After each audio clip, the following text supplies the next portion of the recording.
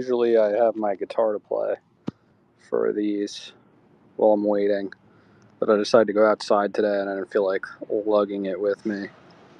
So let's just see who shows up.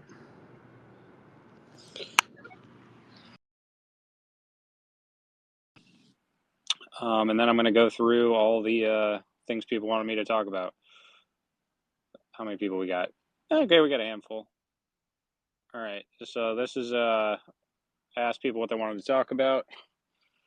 Mage said Normie Meme Prison, Moby Dick, and Marty are what I've been thinking about. I don't know. That's school sucks. It's getting worse all the time. I don't know. I have like no faith in the future of public education in America. I've been mostly thinking about like homeschooling and like I don't know. At what point do you? I don't know. I feel like you eventually, as a parent, are just like the kids just want to be on their own and do their own thing. So, I'm sure there's other ways to go about that.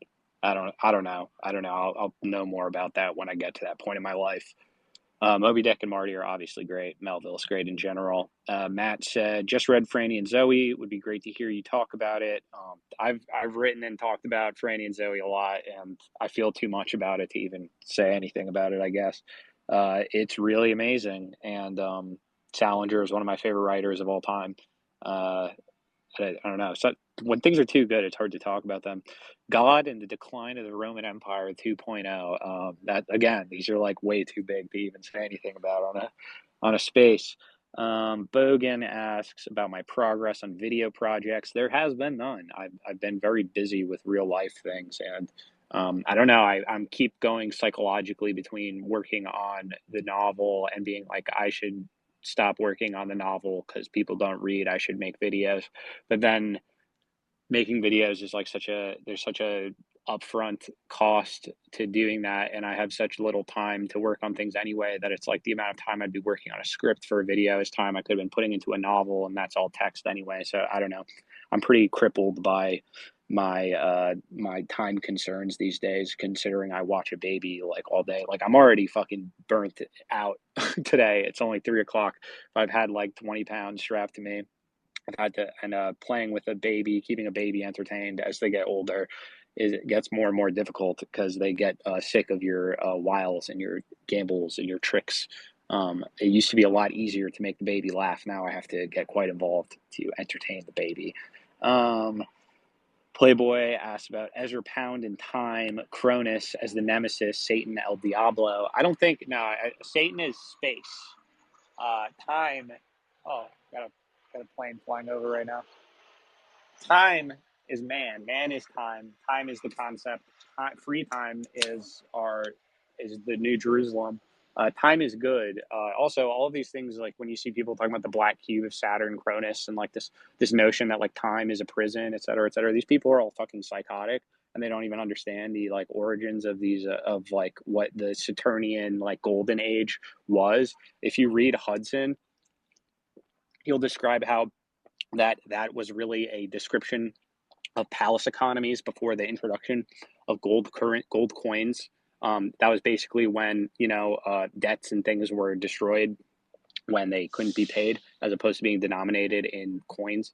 The Saturn, the age of Saturn was always considered like a golden age, like Cronus or whatever.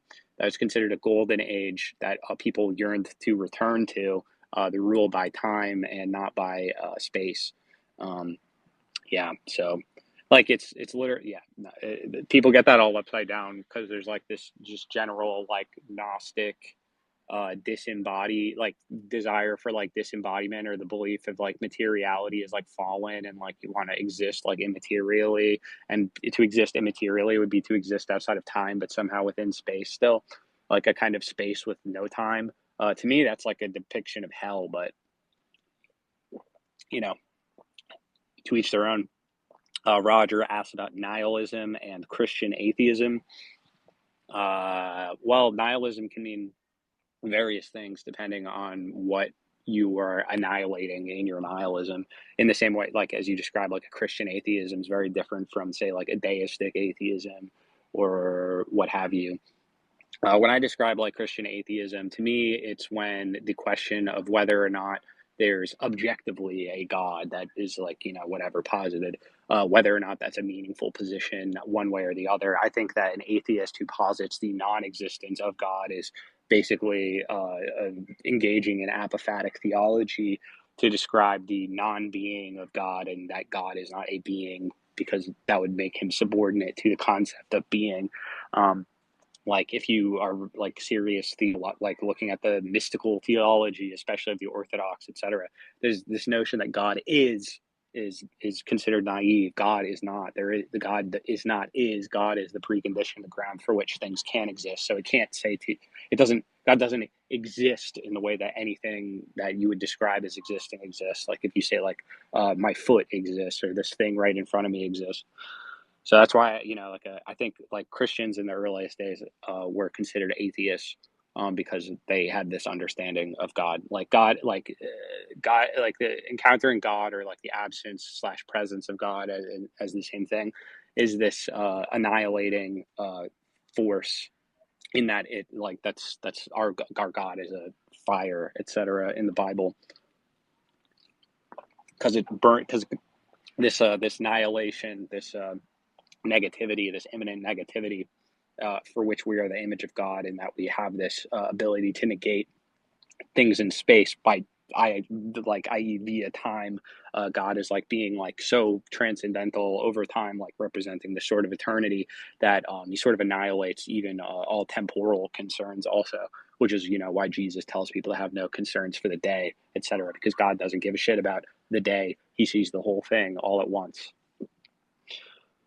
Okay, next one. Hard Cat Beats. Will the West ever be subject to Chinese cultural imperialism? What will that look like?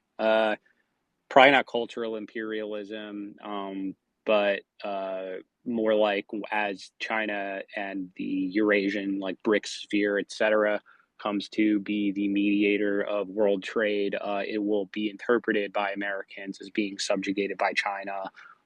Because that's how Americans are. They want to be world global leaders, or not, or they'd rather everyone in the world die than not have America govern the entire globe one way or the other. Even like this is even what I got into it with Jehu about. He's talking about full spectrum dominance forever.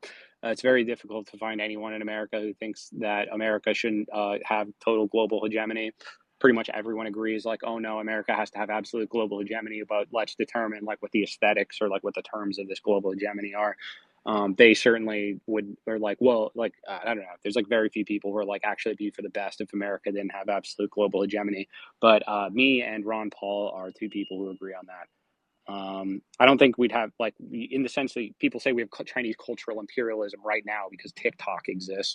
Like straight up, like boomers will tell you shit like that because they have no fucking idea. Is the frontier gangster confidence man ethos of America just too seductive to be topped? At least in the short term, absolutely. It's been this way for a while. I don't know.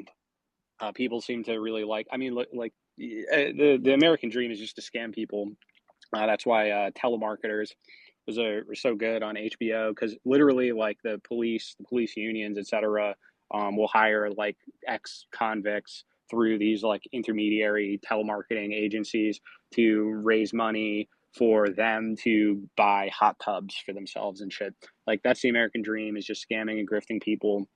It's all disgusting. All right. Will a Chinese cultural export ever take over the world like 50 Cent did? Probably not. Maybe video games. Like I feel like what it didn't they make Genshin Impact or whatever? I don't know. I don't pay enough attention to that sort of shit. But or like Riot. Like isn't that a Chinese company ultimately? Like through Tencent, etc. So like in a way, like they kind of have like on an infrastructural level for gaming. They obviously are like the most important gaming market in the entire world. So in that way, like through gaming, they kind of already have. Valley Walker asks, "How do you practice guitar?" Mostly, I find like you say you're talking about finger picking patterns. You say I've started writing these crazy finger picking riffs that I can only play slowed down. Then I practice them to get to the speed. Yeah, that's pretty much what I do too. I did that for a long time. I've been playing more seriously for about a year now, and that's pretty much what I do. I would just like find like one thing, like a chord or like a chord shape, or just one type of thing that I found interesting, and then I would just try to like do new iterative things on that. And then like at least earlier on when I was still figuring out how to like finger pick and stuff like that, just like doing like two fingers and three fingers and four fingers, and then like four fingers like going up and then down, and then like up, down, left, right, just like trying out new patterns and then putting them together. And I don't know, it's kind of more intuitive. I don't really have like a regimen. I guess like doing some like scales and stuff like that is probably the closest I get to like a real like regimen. But I mostly learn just by screwing around and seeing what sounds good to me. And then I don't know, I kind of retain like a set of things that I like to do with the guitar, which I just tend to do when I pick it up. When I was younger, it used to be like I used to play the riff on the song Quiet Things That No One Ever Knows. Every single time I picked up a guitar, that was the first thing I went to do because it was like I just learned to do that. But these days, the first thing I do is like this sort of like C major 7 riff with different voicings that I've learned for that chord because I fucking love that chord. Um, yeah, I just do that every time I pick it up. Someone said Soul Eater says if One Piece sell out after a certain point?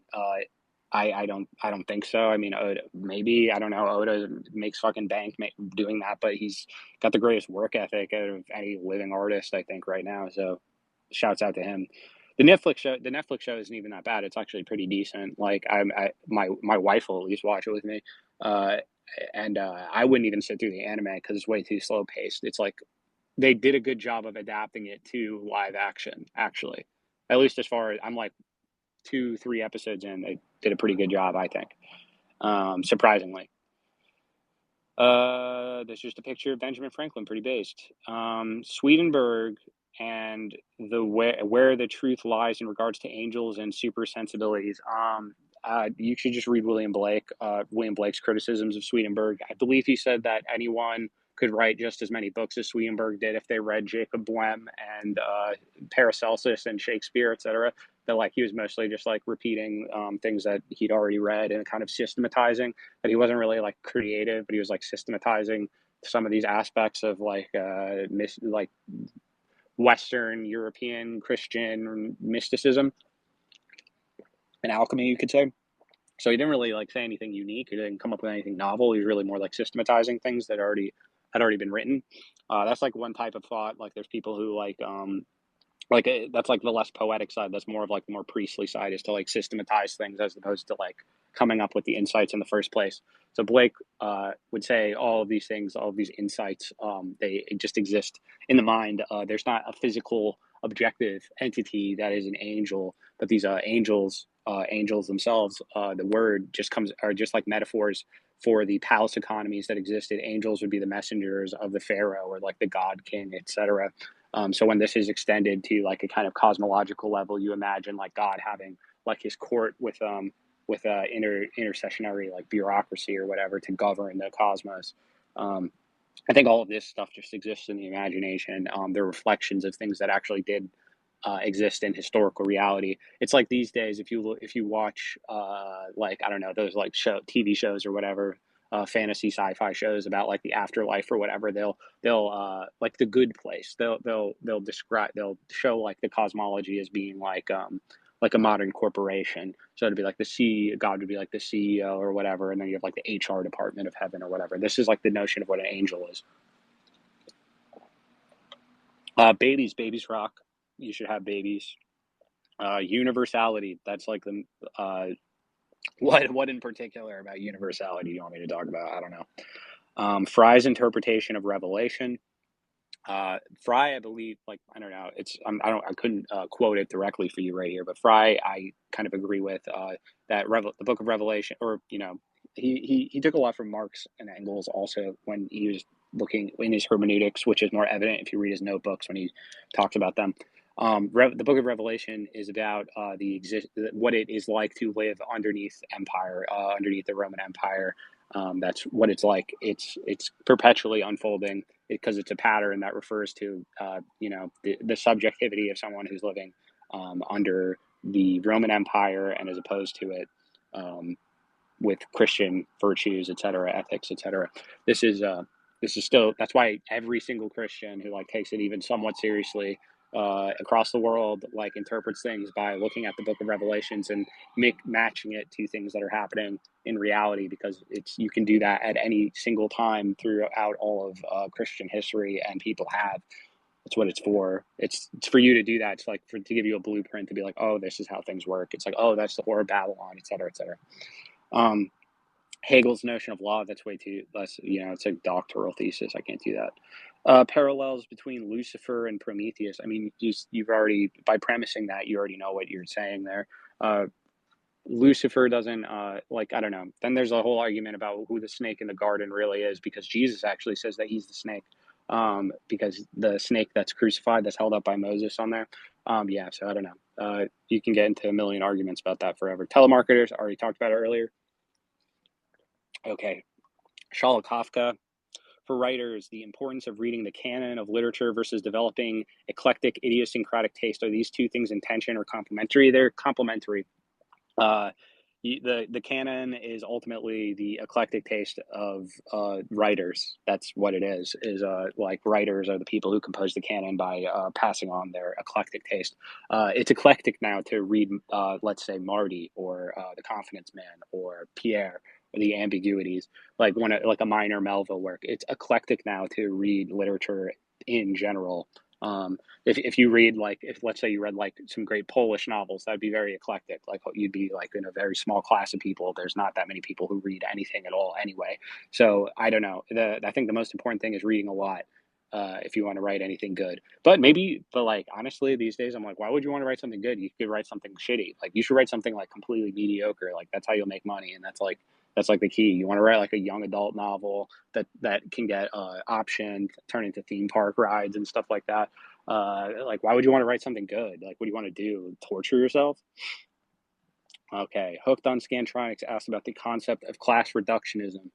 This is just, it's just some more liberal bullshit talking about how, like, if you say, like, well, actually, the only thing that matters is people's role in the material production of the economy. They go, well, what about my psyche? What about my psyche? What about the second order effects of how this is mediated to me through these particularities? Like, why can't we talk about like how the color of my skin instead of how much money I have? And it's like, because ultimately how much money you have matters more than the color of your skin, and everybody knows that. Everybody knows that. But it is interesting because I just watched They Clone Tyrone, which I would highly recommend. And these days, the only way to make a movie like They Live, where it's like explicitly about class, and like the production of ideology, etc., is to do it like about race and use race as a proxy for class. So it's about like how white supremacy is controlling, but it's really just about how it's really ultimately about how Americans are, especially poorer Americans, are just science experiments uh, that are being surveilled and controlled by a sort of a deep state, like underground cult society of like scientists who are experimenting on them in order to keep things unified, so that the United States doesn't fracture into a million pieces on all of its own tensions. Which mean by the production of these sort of stereotypes that people are supposed to inhabit, so they play their roles in like the circular drama, like we have, like, Okay, Vonnegut versus Pynchon. That's like comparing Ray Bradbury and Philip K. Dick, where it's like Vonnegut, fun to read, beach read, breezy. Ray Bradbury, fun to read, beach read, breezy, decent, middle brow stuff. Not bad middle brow, but like pretty solid middle brow. Not gonna fuck you up too much to read. Pretty decent. Both of them not like very serious writers in the sense that they like wrote without really any concern for posterity. They wrote to kind of on the fly, versus like Pynchon, Philip K. Dick, much more metaphysical,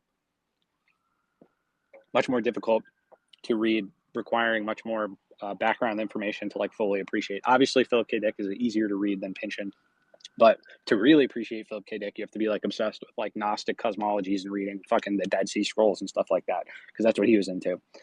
And the last one, Drum's death cult rhetoric as its own death cult. I don't know who Drum is, so I couldn't tell you that. All right. Okay, folks. That was all the things people wanted me to talk about real fast.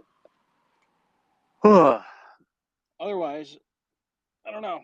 I'm going to have Mage on in a second, I guess, unless we can get some requests and people want to talk about anything. I'll be on here for like 2 hours, I think. So, what's up, Mage? Let's start. It's always good to start with Mage. Always start with some positive vibes. Bello, how are you doing? I'm pretty good, man. I'm a little tired, but I'm all Yeah, right. no, I heard you've been lugging around 20 pounds all day. Yeah, she's a big girl. She's gotten real big real fast, and now she can stand up on her own, like, but with like leaning on stuff. So she just constantly wants to like stand up and try walking and like stumbling around everywhere. So I have to be like on guard so that she doesn't like eat shit all the time. But it's Oh, really fun. she's like leaning on the walls like a 1950s cool guy with a cigarette. Yes, yes, exactly. And she's like so hyped about it. She has like a big fucking smile on her face whenever you like let go so she can do it on her own. It's really amazing to see how much like uh babies from like their earliest like desire nothing more than to like demonstrate their own autonomy to you. Like they're always like, "Give me the fucking spoon. That's my spoon." Like I don't know, I love it. Yeah, no, it's beautiful. It's lovely. Um, I don't know. I just finished Moby Dick. I'm trying to figure out what the fuck I'm gonna read next. I think I just need to commit to the Bible and Shakespeare. Is kind of where I'm at. I mean, that's always great. I mean, you've been reading, you were on Judges if I recall correctly, right? Like Yeah, reading yeah, that, yeah. I those are blasted through classic. Joshua, and then I'm like halfway through Judges now. Yeah. Classic. I mean, I'm like at the point where like I don't know. I've been reading Bolaño still because like Bolaño is really easy to read, but he makes me like want to write better in the sense of like writing less, just like Mm, cutting out all of like the extraneous things, just like writing like very plain sentences, like not trying to ornament them like in any way, just like mm. pure, just like getting it out there and letting the structure of it all speak for itself. That's like what I've been reading Bolaño to like try to like psyop myself out of because I tend to like to write more purpley, like more like to more Nabokovian style prose, but I think that I can't do that anymore. Or especially if I want anyone to read it, I can't do that anymore. Yeah, your lugubriousness. Yeah, I know. It's just I don't know, like I guess it's like it's like coded as like being cringe or like I don't know like Well, larpish to people just like think this it's kind like of an appreciation. affectation. Like Yeah, they they think think it's it's like like an affectation. pretentious. Yeah, Yeah. exactly. But it's like it's fun to be pretentious. Like it's fun to like use like this. I don't know. It's fun. It's fun to use like words that like don't need to go there. Like sometimes like using such a ridiculous word at a time is like just really funny. And so it's like I guess if it's like when you make a joke and people think you're being serious, like, and then it's like, did I put my foot in my mouth, or is like, am I at fault for like making a joke that they didn't understand? Like, am I the asshole, or like they Yeah. the asshole for like not getting that I'm joking? You know what I mean? It's You like giving you that's a like blank stare, telling you to have a yeah, normal one. yeah. It's like, am I the Yeah. asshole? Like, I'm just trying to have fun. I was trying to make you laugh by using the word lugubrious, but like now you think I'm an asshole. Like, I don't know. Well, it's I didn't realize, but that's what one of the little imps calls Hades in the Hercules Disney movie. He's like, "Ooh, coming your lugubriousness." See, like the Uh, word itself is like I always think of a little ugly man with that word, obviously, because bitch, amorose and lugubrious is one of the it's funniest. beautiful. Like it's also really fun to say. It has like a good mouth feel to it. It's a good word. I like it. No, I I think people. agree. Look, I've used libidinal flick on girls before. It's funny. That's funny. That's Yeah. funny. Yeah, that's the other. That's like that's that meme. Man, that feels like a lifetime ago that I wrote that It's book. really so long ago. Yeah. It was like 100 years ago that I wrote that book. I swear to God, though, actually, like since 2020, like the COVID time warp, like I'm literally like, did that even happen? Was that a simulation? Like, what? Yeah. Like, because No, now all the it's shit that been in that book is like already happened in the past. Like I was writing it as like a near future thing, and now it's already like the past. yeah, it happened pretty instantly, like all of it. Yeah, yeah. Yeah. Like there's the big. I really should have like if I did like I'm imagining now like selfie suicide, but like the well fuck like the New York Review of Books copy where it has like a nicer cover, etc. Oh The cover yeah. would be that staircase that goes nowhere in the Hudson Yards development in Manhattan, which they had to close down because people only used it to kill themselves. It Was was that like the modern day hive? installation. They call I think it was called fuck. I used to remember what it was called. I don't remember the name of it anymore. But anyway, Mm. that's what I would use as the cover. Yeah, there's like a mall next to like 9/11 or whatever, and it's like a giant whale skeleton. It's insane. Yeah, I don't know. I don't know, man. I feel Yeah. more and more. I feel every single year more and more like an alien in my own country. Like I don't know what's going on anymore, or like what people care about, and like I don't watch sports or anything. So like I just show up and like people like I basically only like to other people like like cousins, other family members or whatever, like in-laws, like friends of friends, etc. Like in social situations mostly only talk about like what it's like to be a dad. That's pretty much all anyone asks me about. All anyone cares about is the baby, etc. I don't talk to anyone about literally fucking anything. No one cares about anything. Like, and no one's like, "So do you watch the game?" It was like, "Nope." Like Yeah. no one wants to talk about politics, obviously, with me because I don't have like I don't agree with anyone like pretty much anyone I don't agree with. I can't just be like, yeah, you're right about that. I'll say something that's like annoying to them by being like, well, like you want to know who really supports Joe Biden is the neo Nazis that were marching in Florida this week. But like Yeah. no one wants to hear that. I don't know. I don't know what to talk to people about anymore. No, I'm I'm not. kind of feeling the same way. I always go to food, but yeah, Yeah, I'm food's trying a to good one too. get to the baby one. Yeah, But yeah. yeah. I mean, it's ultimately way better. Like, I don't know. I just hang out with a baby all day. I'm just like, yeah, what's up? The cat is cool. Gobble, blah, blah, blah, blah. Let's grab the cat. That's the kitty doing. Like, that's what I do. Yeah, how is Mr. Eugene? Oh, he's all healed up now. It's very good. He's actually like, I guess, it makes sense, but he must have been getting sick for a while before we finally took him in. He's like Mm. usually like a Heidi cat, but since he got his surgery, he's been like has like a new lease on life. He's like bounding around and stuff, so it's pretty nice. He's like back to his old self. Oh, that's beautiful. I'm so glad. I was Yeah. worried. Oh, I was very worried, dude. I was to spend a long time at the fucking emergency vet. I literally watched a pit bull like bleed out on the table next to me while I was like Jesus holding him Christ. down, like because they were like, God, it was because I don't know if you've ever been to like an emergency vet or at least this one, but it was like a cafeteria sized room with different tables, and it was like all just like different. Like it was like they were doing surgeries and shit, just like wide, like in the open, like like minor shit or Oh whatever. God. So it was like everything happening at the same time. It was like if you went to the emergency room at a hospital and it was like there were no rooms and it was all just like one big room where everyone was getting seen at the same time. So it was Oh weird. God. But I found out pets have way better insurance than human beings in this country. Let me tell you. Let me Yeah. tell you. I figured, because that's what we Because worship here. if I didn't have pet insurance, he would be dead. I'll tell you that much. Because the what they charge for shit is fucking crazy. What it's like, $5,000 for like Minimum. cat eye drops. Like minimum, like they charge out the ass for literally fucking everything you can imagine. It's crazy. Oh yeah, no, I follow all of those like cheap houses in Japan thing, and I like sent one of them to Rachel, and she's like, "This was cheaper than the cat surgery," and I was Yeah, it like, "Jesus literally was. Christ!" Literally was. It's like for this amount of money, we could buy a house in rural Japan. It's Yeah. insane. No, it's wild. Um, but It's yeah, absolutely fucking wild. well, I'll let you get to someone else in a No word. moment. All right. I spent like 2 hours last night. I'm making like a Dante spreadsheet of like That's beautiful. I don't know. I just can't. Did you watch all of the One Piece on Netflix yet? Did you watch the whole Oh, dude, season or whatever? Or no. no, I'm not. It's not bad. No, It's not I. terrible. It's not It's okay. terrible. It's It's like really fine. okay. Like No, I know. it's okay.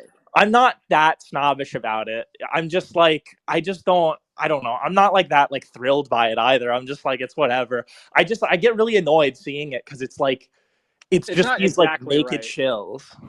Yeah, it's not exactly right, but I'm always want more pirate media, so I'm like, let's fucking go. Yeah. No. Also they did Buggy. The guy who plays Buggy is just doing a Heath Ledger Joker, like straight up, like one to one, just I doing a Heath Ledger Joker impression. like clearly the worst part of the whole live action is they made Sanji British. Like Oh, I I didn't don't. get to that point yet, so I don't know. That's rough. Yeah, it's dark stuff. I don't. I watched like a few scenes. I was just like skipping around to see like how they handled certain parts because I don't know. It's like Yeah, hard. It's a hard sell for me to like sit down and watch a yeah, fucking Netflix show like that. But yeah. Usopp's really funny. Like Usopp's just like I'm about to get to that episode, so I'll see how I yeah. feel. There, I've there watched like the first like 2 or 3 episodes. there's a scene where he's like sitting at the bar and trying to appear like he's a captain to Mihawk. It's great. Well, that's Like good. yeah. Well, God bless you, Mage. I'm gonna go on to Birdo here, but Alrighty. have a good one, doggy. Yeah, you as well. Peace Later, out. later. All right, Birdo. I just want to shout out Birdo right now. Everyone, check out Ghost Jail. The new episode just dropped. It's very, very good. What's up, my friend? Highly How you doing? recommend. What's up, man? I'm just chilling for Hereafter Man. Hereafter Oh, Man, a ghost jail telemovie. What is it? Ear movie. ear movie. I, Thanks, man. I, Appreciate it. I enjoyed it. I enjoyed it quite a bit. I like the. I'm not gonna ruin it, but I like the twist on the classic theological problem at the end. It was I Yeah, it was kind like of that fun, quite a bit. right? It's Yeah, a it little was fun. A little bit of Job, a little bit of it's like Bible Yeah, it fan was fun. fiction. Yeah, it was fun. It was fun. It was like Bible fiction as like post 4chan paranormal conspiracy board Yeah, cosmology. You know what I mean? I yeah. liked it. We had a lot. I thought Dillard's knocked it out of the park. I had a lot of fun working on it. It was just like very a lot of labor intensive. It was very Yeah, I can imagine how long that would fucking take to make. dude. Like it was sounded really professional though. Like it was like the quality of like a radio serial from the past. Yeah, dude, I was like listening to some shit like some similar shit that NPR did with like big name celebrities like a couple years ago just to see, and I think that we sounded at least on par with it. So I'm proud of it. I was interested. You got some of like the MDE sort of adjacent people on there, right? Like I thought I saw like Yeah, three. Yeah, it's sick. Like if you like, I think you should make more of those. That's right. Like I was like, which one? I would write one. That'd dude, be let's sick. do one. Yeah, we should do one. I don't know what it Let's would do be. one. I don't know what it would be, but I'll think about it because I've been thinking about like how it's a cool medium. I mean, I just know how labor intensive it is to do the audio editing on shit like that, and I would be like, I could never do that solo.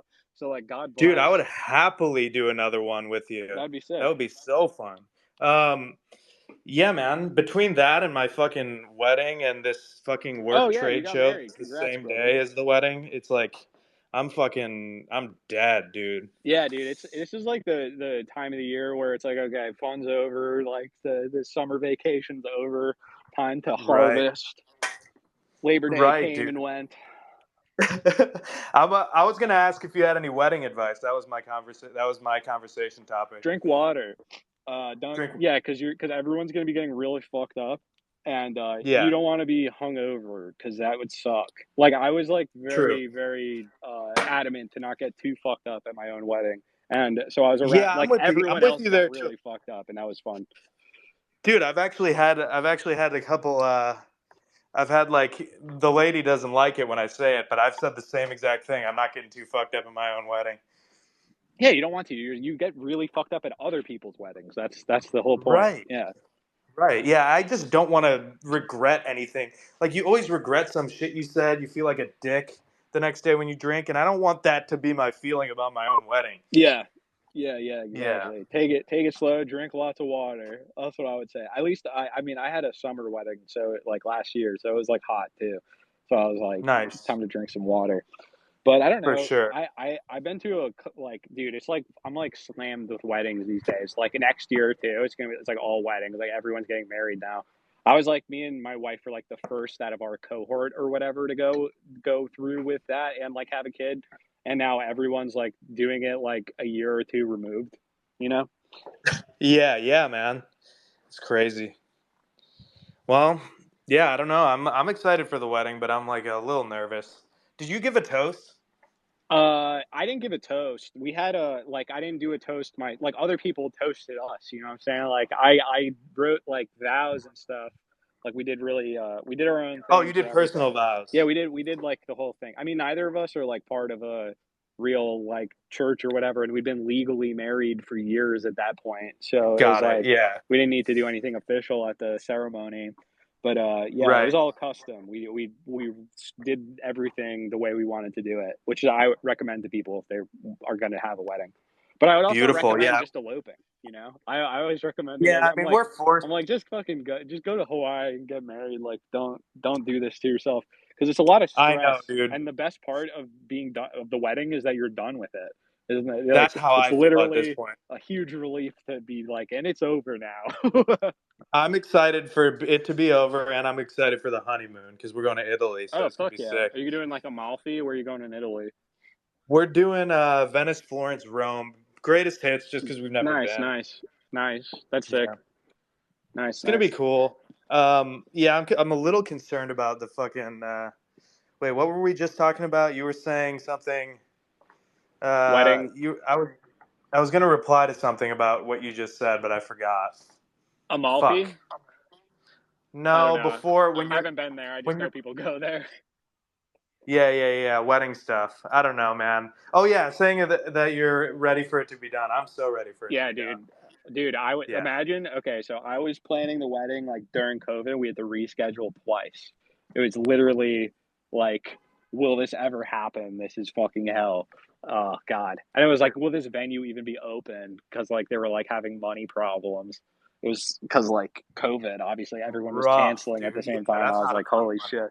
But yeah. Yeah, dude, the money they charge you for this shit, I can't even imagine paying them with the COVID shit. Like, if they're gonna be enforcing all these rules and be like fucking, dude, if I had to deal with all the COVID shit and be paying them like unreal amounts of money, I would be livid. Yeah. Yeah. Yeah. Yeah. Well, I'd be like, isn't the money so that you don't tell me what to do? yeah. Also, I don't know. It's probably too late for this, but I would highly recommend doing open bar because trying to pay for the Oh, we did that, yeah, yeah. it's just easier. Even though it costs a Nobody in the fuck world, ton. nobody wants a cash bar at a Yeah. fucking wedding. Yeah. No, it's oh God, I don't even want. I'm getting flashbacks now to like all the fucking endless discussions about every single thing. But we Oh made all our god. own decorations and things like that too. Like the weeks leading Oh, up that's to it, cool. like I was like in the shop, like making like table placements and things like that out of like wood Love it, man. from my yard. Yeah, I do a lot of that for a living, so I did a Yeah. lot of art Nice, decorations nice, too. nice, Yeah, I do a lot of that. The print design stuff for a living, so nice, it's pretty nice. fun. Yeah, man, it's gonna be cool. And then being done, like I had a trade show that I had a fucking plan that my boss decided to put on the same day as my wedding, and he knew my wedding day, so That's pretty my fucked, life dude. between that and the fucking ghost jail thing, which I couldn't even mention to anyone because they couldn't know I was working on other shit too. Oh yeah, It was, shit. yeah, it's just a fucking Well, I'm nightmare. glad you got it done, dude. It's sick. It was sick. So like, Let's do one, man. we should. I would like, Keep in touch, I want to write like a kind of like a 5 act like Shakespearean radio drama or something. dude. Like Yes, let's that would do be it. sick. I would absolutely freaking. I would be honored, man, to produce that. Yeah, we should do that, dude. Cool. I'll think about it. I'll think about like Do a what the dual. subject should be. We'll do a dual feed drop. We can drop it on both feeds. Yeah, that'd be sick, dude. All right. Cool. Hell yeah, dude. That'll Keep probably in be like touch. a I yeah. gotta bounce. All right. Peace out, Berto. Nice to talk to you. Got And the wedding everyone, on Saturday, so we're trying to get euros right now. ooh, hell yeah. Get some lamb euros for me. Could get those euros, dude. Money. Oh, euros. I thought you were saying Yeah, euros, like the sandwich. euros. I was like, fuck yes, I could go for a euro. We're all over town, fucking running around trying to find a bank that has euros on hand. Damn. All right, well, good All luck, right, man. Berto. And everyone, go listen to Hereafter Man on Ghost Shell. Just dropped, I think this week, just earlier this week, or, within the last 7 days. Check it out. Highly recommend. All right, I got Brantley on. What can I do for you, Brantley?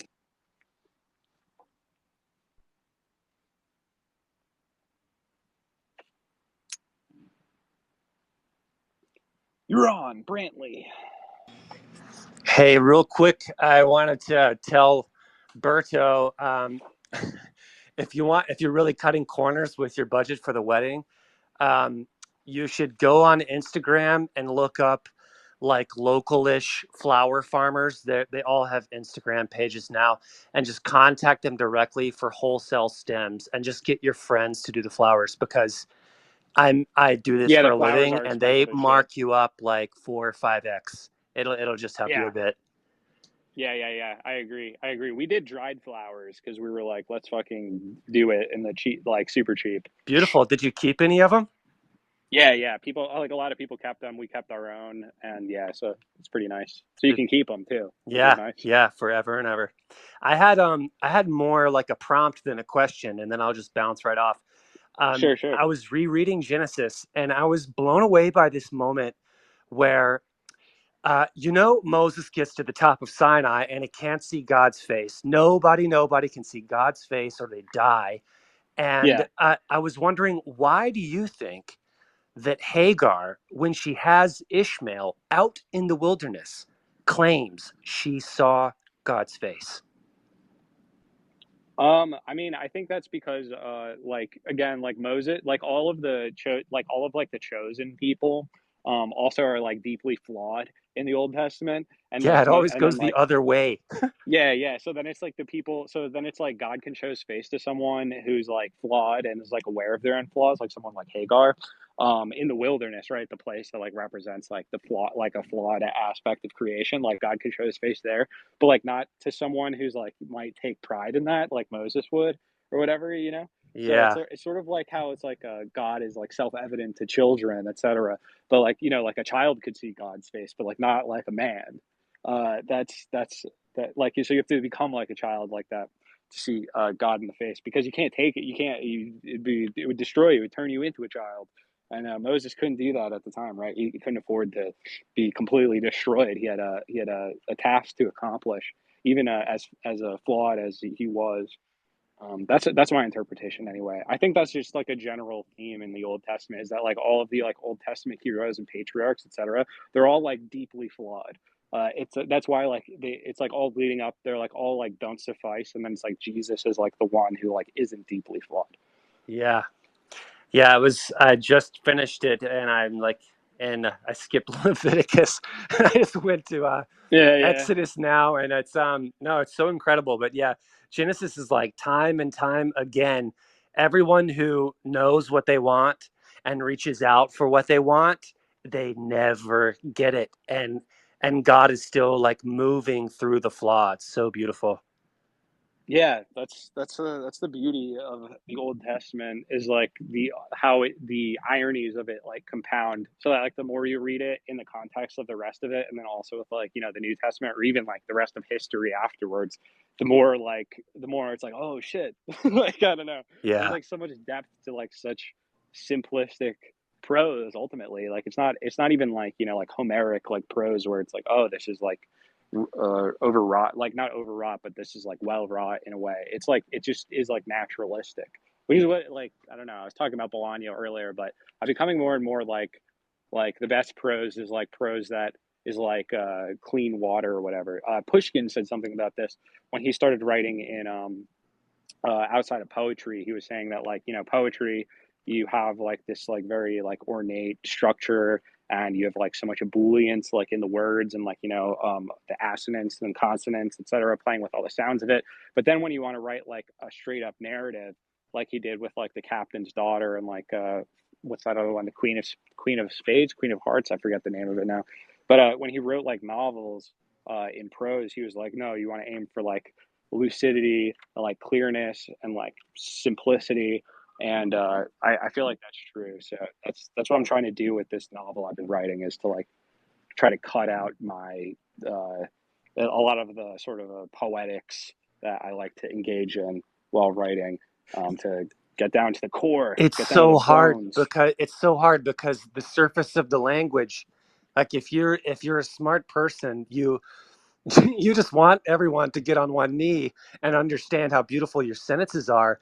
But Yeah, if your sentences get out of the way of the story, you're holding someone in a dream. And like Dostoevsky, like I remember reading Crime and Punishment when I was at I was in college and just walking down like New York crosswalks, flipping pages, almost getting run over by cars because I mean, maybe this is just me, but I couldn't remember a single beautiful sentence from Crime and Punishment. yeah, he doesn't have any. There's Dostoevsky does nothing. There's not write. nothing that's Yeah. florid or beautiful, but the story is so, perfect. Yeah. like sometimes I think though where it's like, well, yeah, like that works because it's like I agree with like Nabokov when he was saying that like Dostoevsky was really like should have written your stage dramas because like you could adapt obviously Crime and Punishment has been adapted into a million like movies and TV serials, etc. But it's like far closer to that. Almost like if you want to like completely like eliminate like the mediation of like the prose, it's like, well then ultimately you would really just want to make a movie or like a drama or something because then you don't have to describe things, you just literally show things and you don't have to like you don't have to do this like sleight of hand where you're like describing things from this perspective or whatever, but like it's just there in front of people. Like if you have a play, it's like, well, it's just happening, the character said this, you don't have to describe like in what way they said it, they just say it in that way openly. Yeah. So Yeah. so it's like, so then it's like, you know, if literature exists now, shouldn't it be kind of like verbose, etc., or like should it be like a more like postmodern style novel where it's like really about language itself? I don't know. I don't know. It's like I don't. I feel like all of this is like it's like thinking. Wait, it's like you think about these things so that you don't have to work on it. It's like a way of procrastinating, being like, is this even worth doing it? Or like, Yeah. like you just like over intellectualize it so you don't have to do it. So I'm trying to stop doing that too, but it's fucking hard. What is the Bolaño you would recommend besides the big 2666? I mean, I only all of read it. Third Reich. That's the only Third small Reich's one I good. read. I mean, I've been reading Cowboy Graves right now, which is also really good. I like literally everything he's written. I have not picked up a Bolaño and been like, I don't know about this one. Like every single one of them, I've been like, this is the shit. Like every single, from the most minor stuff, like to his poetry, to his essays. Like I just fuck with Bolaño as a person. Probably, I was just like, really, I just like want to drink with Bolaño and be like, Yeah. fucking poets, man, aren't they such fucking Yeah, maybe losers? in the next life that'll happen for you. Yeah, that'd be beautiful. I mean, the Savage Detectives is really classic. That was like my first Bolaño, and I think that's a lot of people's first Bolaño. So I always recommend that one before getting into 2666. But you know, Cool. fuck, really any of them, dude. Like even like the Spirit of Science Fiction, that one like was translated fairly recently. That one's really good. The Little Lumpen Novelita, I really like that one. It's like really small. It's like very minor work, but I like that one a lot too. Cool. I appreciate it. God bless you. God bless your newborn child, and have a great day. God bless, Brantley. Have a good one. Yeah. Peace. We got Sussy Obama. Sussy Obama. Obama has been sussy in the news cycle of late, huh? We got a lot of Sussy Obama storylines. What's up, Sussy Obama? What can I do for you? Hey man, can you hear me? Yeah, what's up? Hey, so lately I've been very interested in like the American Revolution and colonial America, and just kind of looking through some of your tweets about that, and just trying to learn as much as I can. I get annoyed. Obviously, you were mentioning how some people will be like, "Oh, they were slave owners, so who cares?" And obviously, as like an American patriot, that angers me. Yeah. And I was reading this book called The Radicalism of the American Revolution by Gordon Wood. And he was saying Gordon that, Wood. yeah, sorry, go ahead. Oh, I was just saying that's like the classic. Do you know in what's that movie called? Oh, Matt Damon, Ben Affleck, Boston movie. Fuck, Good Will Hunting. He has a whole thing about Gordon Wood in it. That's his. How do you like these apples? Oh wow, I monologue. didn't know they were referencing him. You read your Garden Wood. That's yeah, no, it's a good movie. Well, I was and they make the thing that like, oh, in early America or right after America was formed, only like white men with land could vote, and like the response to that, I guess at least that Gordon Wood had, was that the kind of philosophy of the founders is that people who don't own their own land or are dependent on other people for their survival are easily swayed or subject to the whims of others. So like, is that in your conception of the founding fathers, is that kind of why they have things that seem archaic or anti-democratic to us, but like for them? Well, yeah, I mean, like in my opinion, being anti-democratic is probably good. So I like kind of agree with them. Because like think about like the problems with like the fact of like people voting now, and it's like, well, you don't even own property, you don't have kids, like you have no investment in the future of this society whatsoever. You're like very easily manipulated. Obviously, this is like the plight of all democracies. This is like why they were like, yeah, we shouldn't have like this sort of democracy. We should have like a federated sort of republic in which people who are actually invested in the continuity of the society or like its improvement, et cetera, are the people who have a say in the matter, as opposed to like, like we had, like as soon as you get rid of these sort of things, then you have like ballot harvesting, which goes back all the way back to the 19th century. So it's like I think that all of their aversions to democracy are completely valid and like correct.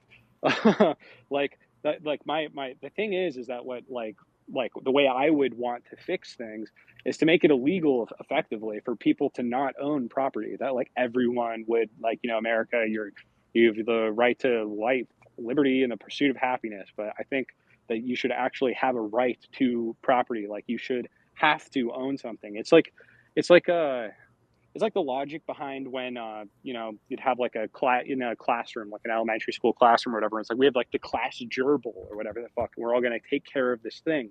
And it's like if you're not invested, you're not taking care of anything. Like let's say you're just like bouncing around, and you have no ownership of anything. Yeah, you can be easily manipulated because you got like nothing to lose. You have no investment in anything. That's like also the problem with having like a giant like lumpenized underclass who like exists off of government handouts and things like that. Because that's like not good. That's like bad. That's like corrupting to like the spirit of these people. This is where a lot of the like black reparations arguments that I kind of more side with come from, where it's like, the whole like Reconstruction was supposed to provide all of these people with 40 acres and a mule to make them citizens in the sense of like having ownership of actual plots of land so that they could like develop like a ethos of like a polis, like a real political ethos in the sense of like I own this land, I own this land, I'm invested in this, like I have property. The problem with like democracy is that it ultimately becomes oligarchy. If this is like what they already knew at the time, like, they read their Plato, they read their Aristotle, they read their political philosophy for the founding fathers, and they were like, yeah, democracy, bad idea. Like, it's not like democracies had never existed. There was even like a Polish democracy, like there's like the Swiss Republic and things like that at the time. And they're like, yeah, democracy has a lot of pitfalls and shortfalls. It's really kind of crazy how much like democracy in this sense of like just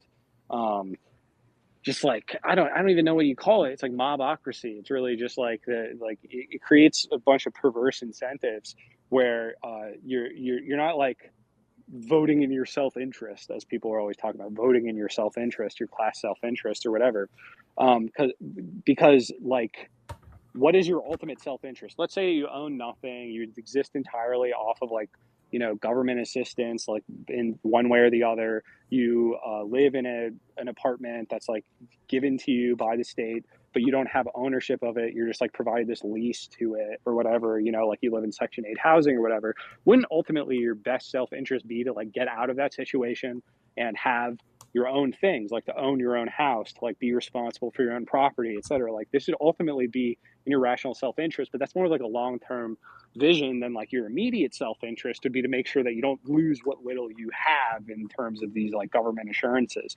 So like if you keep people in these tenuous positions, then you have like a way, like you can just like easily manipulate people. That's like also why there's like why Americans at a certain point were very much averse to the like drinking, like alcohol, because they saw alcoholism as just means of like enslaving people. And that's how they would go around and ballot harvest, is to get all the drunks, like all the people who've been like all these alcoholics and things, these people who are completely like destroyed by alcoholism, and they'd be like, oh yeah, we use these people to like in the machine politics of the day, we cart them around to all of the different counties and have them vote for our candidate. Like it creates like a whole list of perverse incentives. I don't know. When you have this argument with anyone, people get so fucking butthurt and triggered when you're like, if you have no investment in this society whatsoever, like you don't own any property, you don't give a shit, you're not from anywhere, you don't give a shit about any of this, you just have like, you're just like this free floating subjectivity. Like, why should you have a say in how things are governed if like you don't give a shit and you could leave at the drop of a hat or whatever? You know what I mean? Like, and like, why are you caring about these national elections? I don't even think we should have like popular elections for the president. I'm like a real old school Republican in the sense that I think that people should only have a say in their immediate political situation, which would mean that like I live in this city, so the only things I can vote on are the conditions of this city in which I live in right now. And it's like we elect our representative, and that representative goes and like, you know, that's like people hate the electoral college, but I think it makes way more sense than this like than everyone being obsessed with national, international politics while they literally are like completely lost when it comes to their own immediate local concerns. Like you should really be primarily focused on your own immediate political unit and then expand from that into larger political associations in the sense of like the United States as a whole. But we've obviously completely fucked that up, and we're just like a complete oligarchy now. And because we have these democratic means, all it means is that there's a ton of money in manipulating people and like psyoping people into these sorts of quote unquote democratic engagements with things. Like, I don't know. I find it all very sickening. But people, there's the people who support quote unquote democracy think that this is like the superior in all ways to any other system. Because you'd be like, oh, so then you could end up like, let's say you just move somewhere, you don't have a say in how it's governed, or it's like you don't have a say in how you can govern people who live outside of your culture. I just had this discussion the other day. I was like, you know, America's really big. I'm up in New England now, and people up here, they never really leave New England or the Northeast in general, so they have literally no idea what it's like anywhere else in the country. Is like, you can govern that way here, like, you know, we're talking about abortion policy or gun control, et cetera. It's like, because you have like a general consensus among people here on that. But there are places in America that have completely different cultures, they have completely different ways of life, they have completely different like reasons for their beliefs, for like the ones that like, et cetera, et cetera. And this notion that like you should impose your way of life on them is just as insane as them imposing their way of life on you. And it just doesn't make any sense. And I don't know, people like there's a ton of pride in like where people are like, well, our way of life is the best way of life, and it should be the way of life of all people. And I just think that's stupid. I think there's reasons for different regions and like different geographies, et cetera, different histories, creating like effectively different culture groups and peoples, you know? And they know best how to govern themselves. Like I'm a big fan of self-government. Yeah, for sure. That makes a lot of sense. That kind of what you were saying about like that 40 acres and a mule, and that like everyone should have to own land in order to have like a vested interest in the country. I think actually, and I'm curious because I know you are, you know, as far as I can tell, somewhat anti-Jeffersonian, but he even either thought about or tried to draft some proposal in Virginia to grant 50 acres to every single Yeah. resident. I mean, I like Jefferson, but I also recognize that Jefferson was like the like Bernie bro idealist romantic of like the founders, whereas like I really like John Adams, who was like, he wasn't like aristocratic in any way, he hated the aristocracy, whereas Jefferson hated the notion of the monarchy, which is why, you know, it's like very funny how that works out. Because like, you know, John Adams famously says like, you fear the one, I fear the few. I'm the same way. I have no problem with the unitary executive authority. If we had a fucking dictator, I would not give a shit at all. It would not bother me in the slightest that we had like one guy who had more power than everyone else. That doesn't bother me at all. It doesn't bother me to work somewhere where I have a boss. I don't want to be the boss if I'm working at some wage slave position. I don't want to have those responsibilities. Glad to have someone that I can fucking push the buck onto. You know what I mean? Like, it's actually beneficial for people to have like I'm a father. You know what I'm saying? Like, I don't want to run my house as a democracy. Like, hell no. like we'll have considerations for the good of the governed here in this little society that I have. But like this notion that there should be like, I don't know. Do you know what I'm saying? Like, I have no issue with unitary executive authority. What I do have an issue with is like the cliquish, like oligarchy, the sort of like, oh, we're above the masses, we're above the many, and we're against the one. Like, we're just this like clique, like the elite, the ones who have been selected for, the chosen. Like, I don't fuck with that. Yeah, for sure. It reminds me of school. Like, you have some teachers who were, you know, really cool and like kind of direct and weren't shy about the fact that it's their classroom and they run it. And then some who kind of just appealed to this like imaginary sense of like fraternity that existed in this public school that didn't exist. And that always. Really, and those teachers are always the ones who it's like, well, low key, you're just like picking favorites, and like that's your little aristocracy. You know what I mean? Like Yeah, it's Yeah, exactly like that. exactly. Like, I'd much rather have like an authoritarian teacher who's like, hey, listen, like, we show up on time, we do these things, like, we keep things in order. I like things to be in order. You know what I mean? Like, to me, that is freedom, is to have things like in order, not in chaos. Yeah. And not, but like for the oligarchy, for the few, like, you want to have like managed chaos. That's what they really like, is like not to have any explicit order, but to have like, just so that they can have influence. Like, they're all about influence. Because if you're the one, you don't need influence because you control everything, just literally. And if you're the many, you don't need to have influence because your individual influence is nothing compared to the collective influence of the many itself. But the few are like defined by like being like, no, not us, we're different, we're special, like, we're chosen. You know what I mean? And it's like, that's really where, at least in this geopolitical dispensation we're in right now, that's where all the fucking evil comes from. Is you have these people who are like, well, I did well on my SATs, and I got into law school, and I have the bigger house. So like, these are the people who are like ruining shit. Yeah. Yeah, for sure. I just got one more quick thing. I don't want to take up too much of your time, so if I need to bounce, that's fine. But I did have one more question. I kind of was into like the lost cause stuff as like a kid, so it was like I'm just kind of trying to get the framework settled in my head. You have said in your tweets before, or you said that Whitman said that the Confederacy won once they assassinated Yeah, Lincoln. Is that because like yeah, the idea is that Lincoln was going to come in and kind of, break the back of like the planter aristocracy, give yeah. the poor land, and then Johnson kind of enabled the same system to occur in the wake of Lincoln's death? Yeah. Is that right? Pretty much there was like a handshake agreement with like the big landowners and the industrialists, right? And they had like the industrialists, and like this is what they were all arguing about. They're like, what's more like, are we gonna have a system of industrial wage slavery? Or are we gonna have a system of land tenantry, like a kind of holdover of feudalism with like literal like chattel slavery? Like, which one's more morally beneficial? And that's like what you had all the Southerners like arguing, that slavery was actually more moral than wage slavery, because if you own slaves, it's like, well, you actually give them a house, and like you have to actually like live with them, etc. So they were making all these arguments that slavery was like more moral, more ethical than wage slavery, like in the way that the industrialists did. But then they were like, oh wait, we can just still have chattel slavery. We'll just turn it into a system of wage slavery of like tenant farmers or whatever. Like basically they just continued chattel slavery, but through the means of wage slavery. And that was sort of the deal that was gotten to at the end of the Civil War. So you had this like return, like the togetherness of the Southern elite and the Northern elite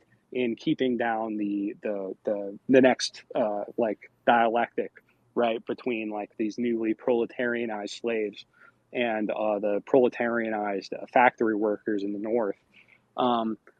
And all of that was also mediated by like their collective Anglophilia for the British Empire at the time. Because so that's really, because it's like, then you look, it's like, okay, well, who founded California, right? Because like it was really all about like what's going to happen with the West, the Civil War also, because we're expanding out in this way. So it's like, what mode of production are we going to create in the West, like this new frontier land? Is it going to be like latifundia, feudal ownership of these giant landed estates with slave labor, which is actually how California works right now in the interior, right? You got all these illegal migrant laborers Yeah. on these farms that are actually just owned by corporations and like hedge funds and shit like that.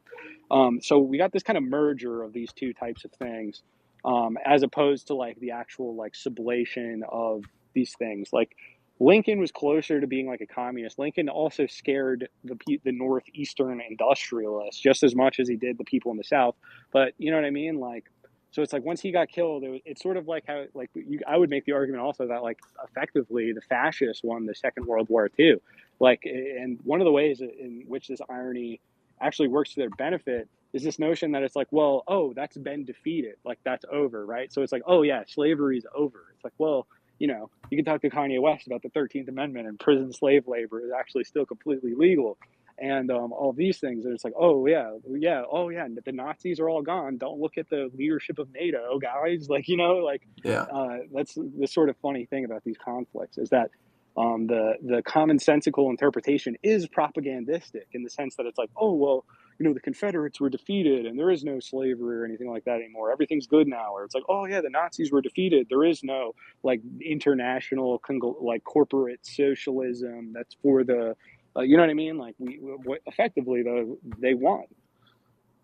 Yeah, for sure. And that like lost cause type thinking is still extremely prevalent. Like tons of people I know, friends and family throughout the years, like still got their Confederate flags up and stuff like that. And it's like kind of Well, it's insane. kind of like well, in some ways, like that flag has come to mean like For a sure. sort of like the Southern elites, right? Like, let's say you're a golfer, right? You're a golfer in Virginia, and you go to the good schools and like William and Mary or something, and you're gonna work in D.C. or you're gonna work in as a consultant or a lawyer or whatever. Those people are like they're like fully on board with the sort of like NPR culture of like elite Northern institutions, etc.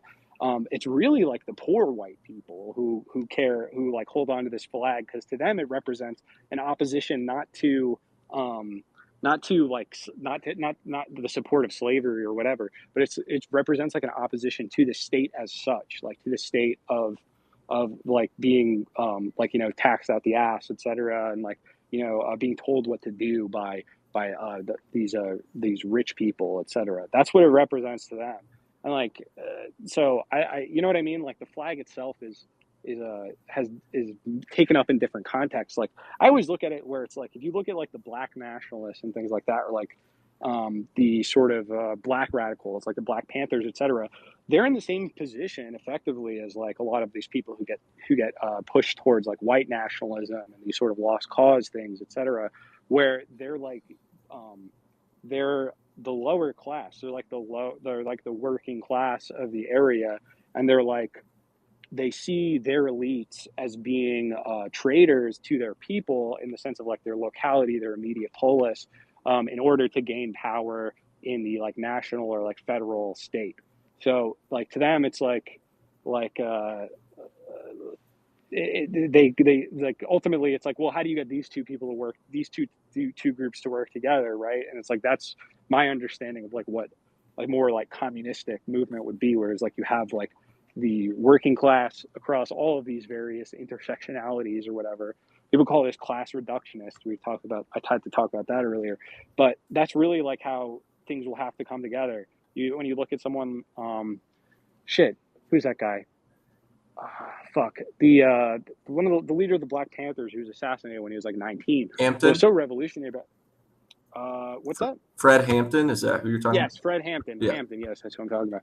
Fred Hampton, because what he did is he got all these like Sons of the South Confederate, like neo-Confederate, whatever, blah blah blah guys with the Black Panthers, and they're like, actually, we have like the same fucking enemies. You know what I mean? Like, and like we're not saying and it's not like these like neo-Confederate like lost cause people. It's not like they're like, yeah, we want to reinstitute slavery. What they want to do is to have their own autonomous governance. Like they just want to govern themselves. They're like, we already we have like effective segregation like there is across all of America, just from elective affinities. Like people tend to want to live with people who are like more culturally similar to them, and I don't think there's anything wrong with that. You know what I mean? Like this whole notion of like the Great Society assimilation and busing and things like that was all pushed by the Rockefellers. It wasn't something that black people or white people even wanted on the ground at this level. It's something that was imposed by the federal state, because we had very flourishing black communities in America. They have their historic black colleges and things. They were like, we just want our own autonomy. Even the communists, right? Even the USSR,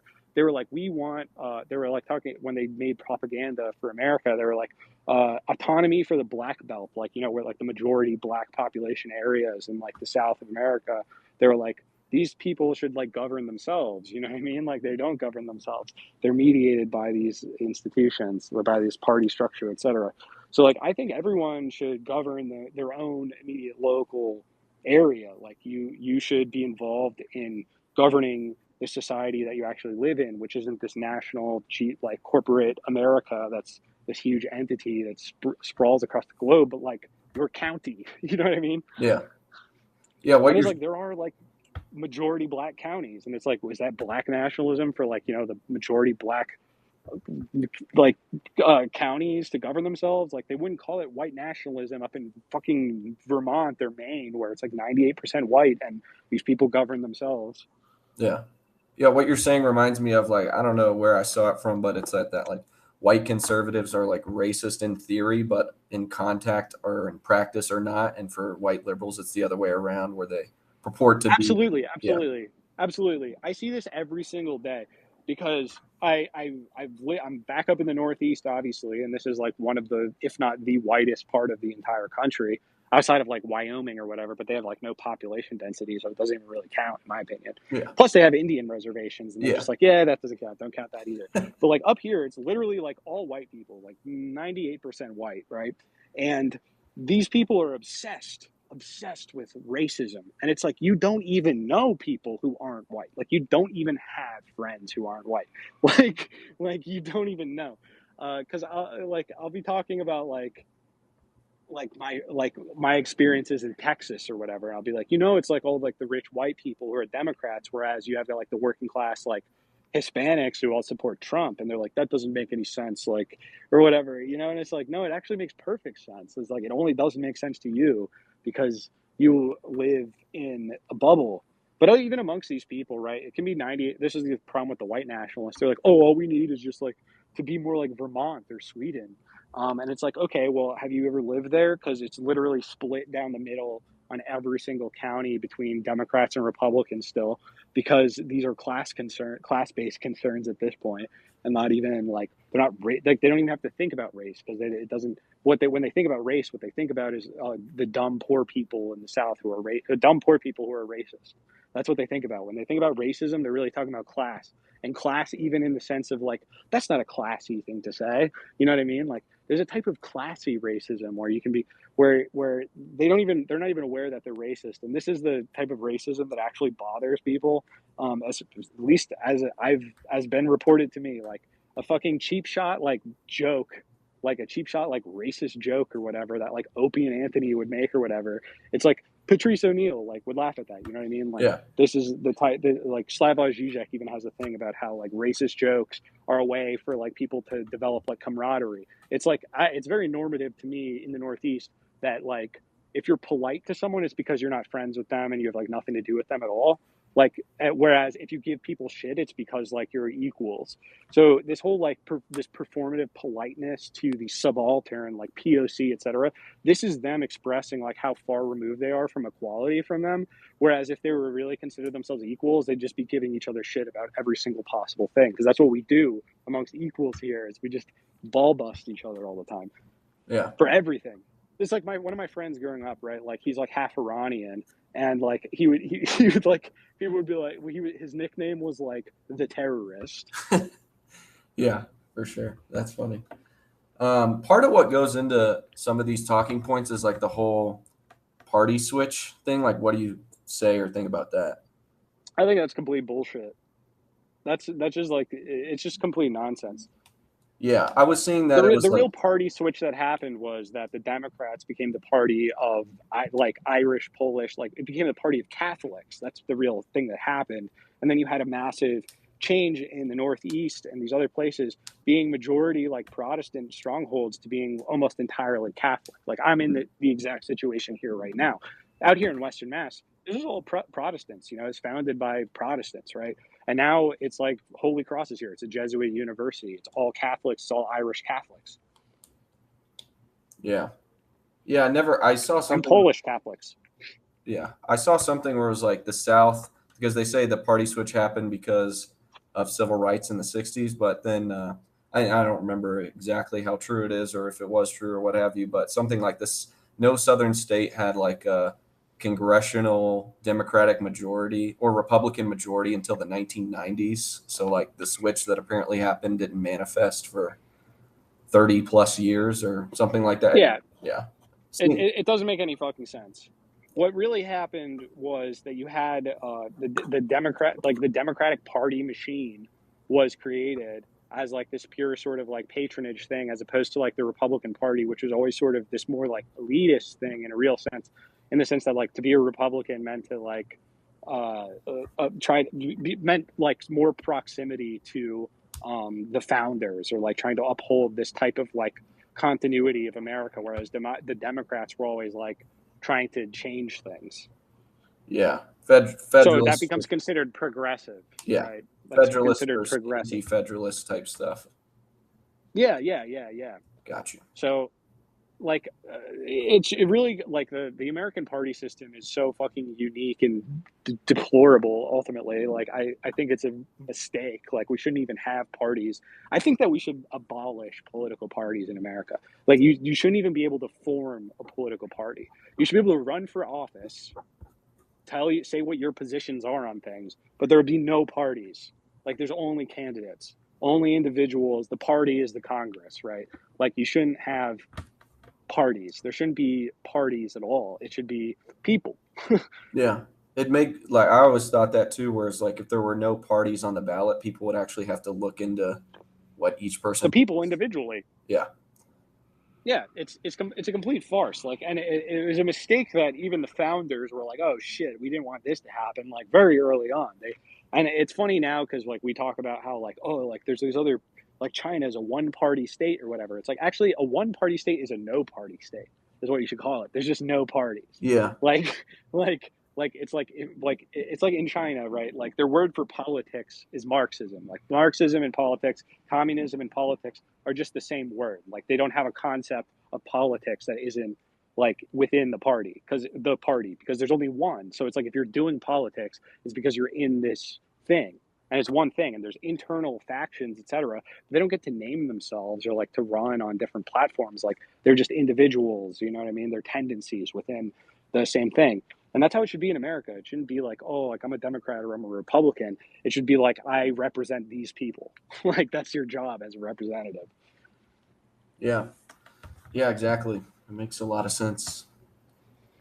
But I mean, how do you get there from here? Like that's another question, right? Like I can talk about this in theory as much as I like, but Engels actually wrote about this specifically the American party system. I think it was in a letter to Sword J that the American party system is unique because it's not even class-based. It's cut across. It's class-based within like local, regional things, is what I would say. Like within, like for instance, in where I live right now, right? If you work in the knowledge economy, you're a Democrat. Whereas if you work in production, in the sense of like you are a contractor, like you're a roofer, or like an electrician or whatever, you're a Republican. That's like the real class-based dynamic in my immediate locale. But like across the entire nation, the parties are just different like ways of being, like almost entirely, and they cut across all classes. It's like, well, if you're rich and you're pro-life, then you're a Democrat. If you're rich and you're a Republican. If you're rich and you're pro-choice, then you're a Democrat. And it's like, what do you have in common? What's in common up and down the parties? Like both of the parties have their own internal dialectic of like based on class, where you have like in the Republicans, you have the populist or like the more like working class elements of the Republican Party that are at war with like the financial elite, like you know the capitalist top part of the Republican Party. And the same is true in the Democratic Party, where it's like on the lower level you have these like working class, like you could say Bernie Sanders, but obviously these people have much less discipline than the working class opponents within the Republican Party. That's like the real thing. It's like, you know, you had like Tea Party and Occupy, and it's like, oh, these were both internal revolts against certain party elites. And it's like, which one has ultimately had more impact? Well, I would say like the Tea Party people have had more impact on the direction of the GOP than Occupy Wall Street has had on the direction of the Democrats. Yeah. Yeah, that makes a lot of sense. But I wanted to finish what I was saying, because Engels said that the you would have a communist party or like a real like socialist, in the way he means socialist, opposition to the duopoly system in America once it became impossible for a generation to benefit from speculation on land and in like stocks and bonds, et cetera, et cetera. And I think we're approaching that point, because like up until now, pretty much it was still pretty feasible to be like, oh, you can just buy land and like build on it, and the value is just going to go up, and you'll be set, and you can just be a rentier. And like you saw that whole like the Airbnb bubble might be like the very last time that was possible for people. Like now that there's like nowhere, like there's no way that like if you buy a house, its value is going to go up in the same way that it did from, let's say, the 60s to now. I think that it's going to destroy like the Tea Party system, which is what we're already seeing now. because there's no like outlet for like the declining quality of life. There was, as long as you could still like get rich through some sort of scheme like that, then there's no real need to develop any sort of class consciousness, because you could always like, you know, radically ascend in your class just by investing. Yeah. Yeah, a lot of what you're saying reminds, because like I remember you were talking about the distinctions between Gen X and boomers, and like I was like everyone else on the internet, I guess at the time, like very anti-boomer, but I think there is something to say, like you were talking about how Republican and Democrats almost not across class lines, where it's like even though boomers are seemingly, or and oftentimes in actuality are detached from reality, they're like mindset is something that people can be cynical about, but I almost appreciate, like, it maybe doesn't work for the world we're living in, but like in an ideal world, to like pull yourself up by your bootstraps makes a lot of sense and seems good to me. So that just Yeah, resonates. yeah. I mean, like, that's the problem with them, where it's like, dude, I wish I could, but like, you don't even know what that means right now, right? You can't pull yourself up by your bootstraps. Like, there is no, there, it isn't like it. Like my grandparents, for instance, like they didn't go to college. They barely got out of high school. They had a kid at like 19, etc. My grandfather, who just died earlier this summer, but he worked his way up from like a fucking milkman to Yeah. being like one of like being like a sales exec at like a dairy company, and like basically being tasked with like taking clients out to baseball games and schmoozing them to get them to buy like huge contracts to stuff their grocery stores full of their products or Yeah. whatever, you know, like, you know, it's like we're going to the Red Sox game, and by the end of it, I'm going to have convinced you to give me one more shelf for our fucking ice cream products or whatever, you know what I mean? Like, so he worked his way up, right? Like this pull yourself up by the bootstraps type thing. But you can't do that now. They don't hire internally. Like this is a completely like alien thing. It's like he would have had to go back to school like 3 times in order Yeah. to do the type of ascent that he did without having gone to school ever. Like he didn't have any degrees at all, Yeah. anything, and that was possible for him. And it's like, it was like, I was always like, dude, you rode this out. Like you rode the best possible time Yeah. in American history to be born. Like he went from like kind of pretty like rough Scrabble like childhood as a swamp Yankee in Rhode Island to like having a nice house and like a pool and like a bunch of grant. You know what I mean? Like he did really well for himself, Yeah. and it's like that just doesn't exist anymore. Yeah. Yeah. Sad, but Like pull yourself up by your bootstraps now means, oh, get yourself loaded down with a ton of like debt by going to like medical school or whatever, and then do when you get your residency or whatever, do like contract work so that you like never have any stable home, but you're getting like the most money you could possibly get for your rates as like a doctor or a nurse or whatever, by flying across the country, and just do that for 10 years to pay off all your loans, and then you can have a nice quality of life by the time you're like 45. Like that's what pulling yourself up by your bootstraps means now. Like that's like a surefire way to like enter the upper middle class.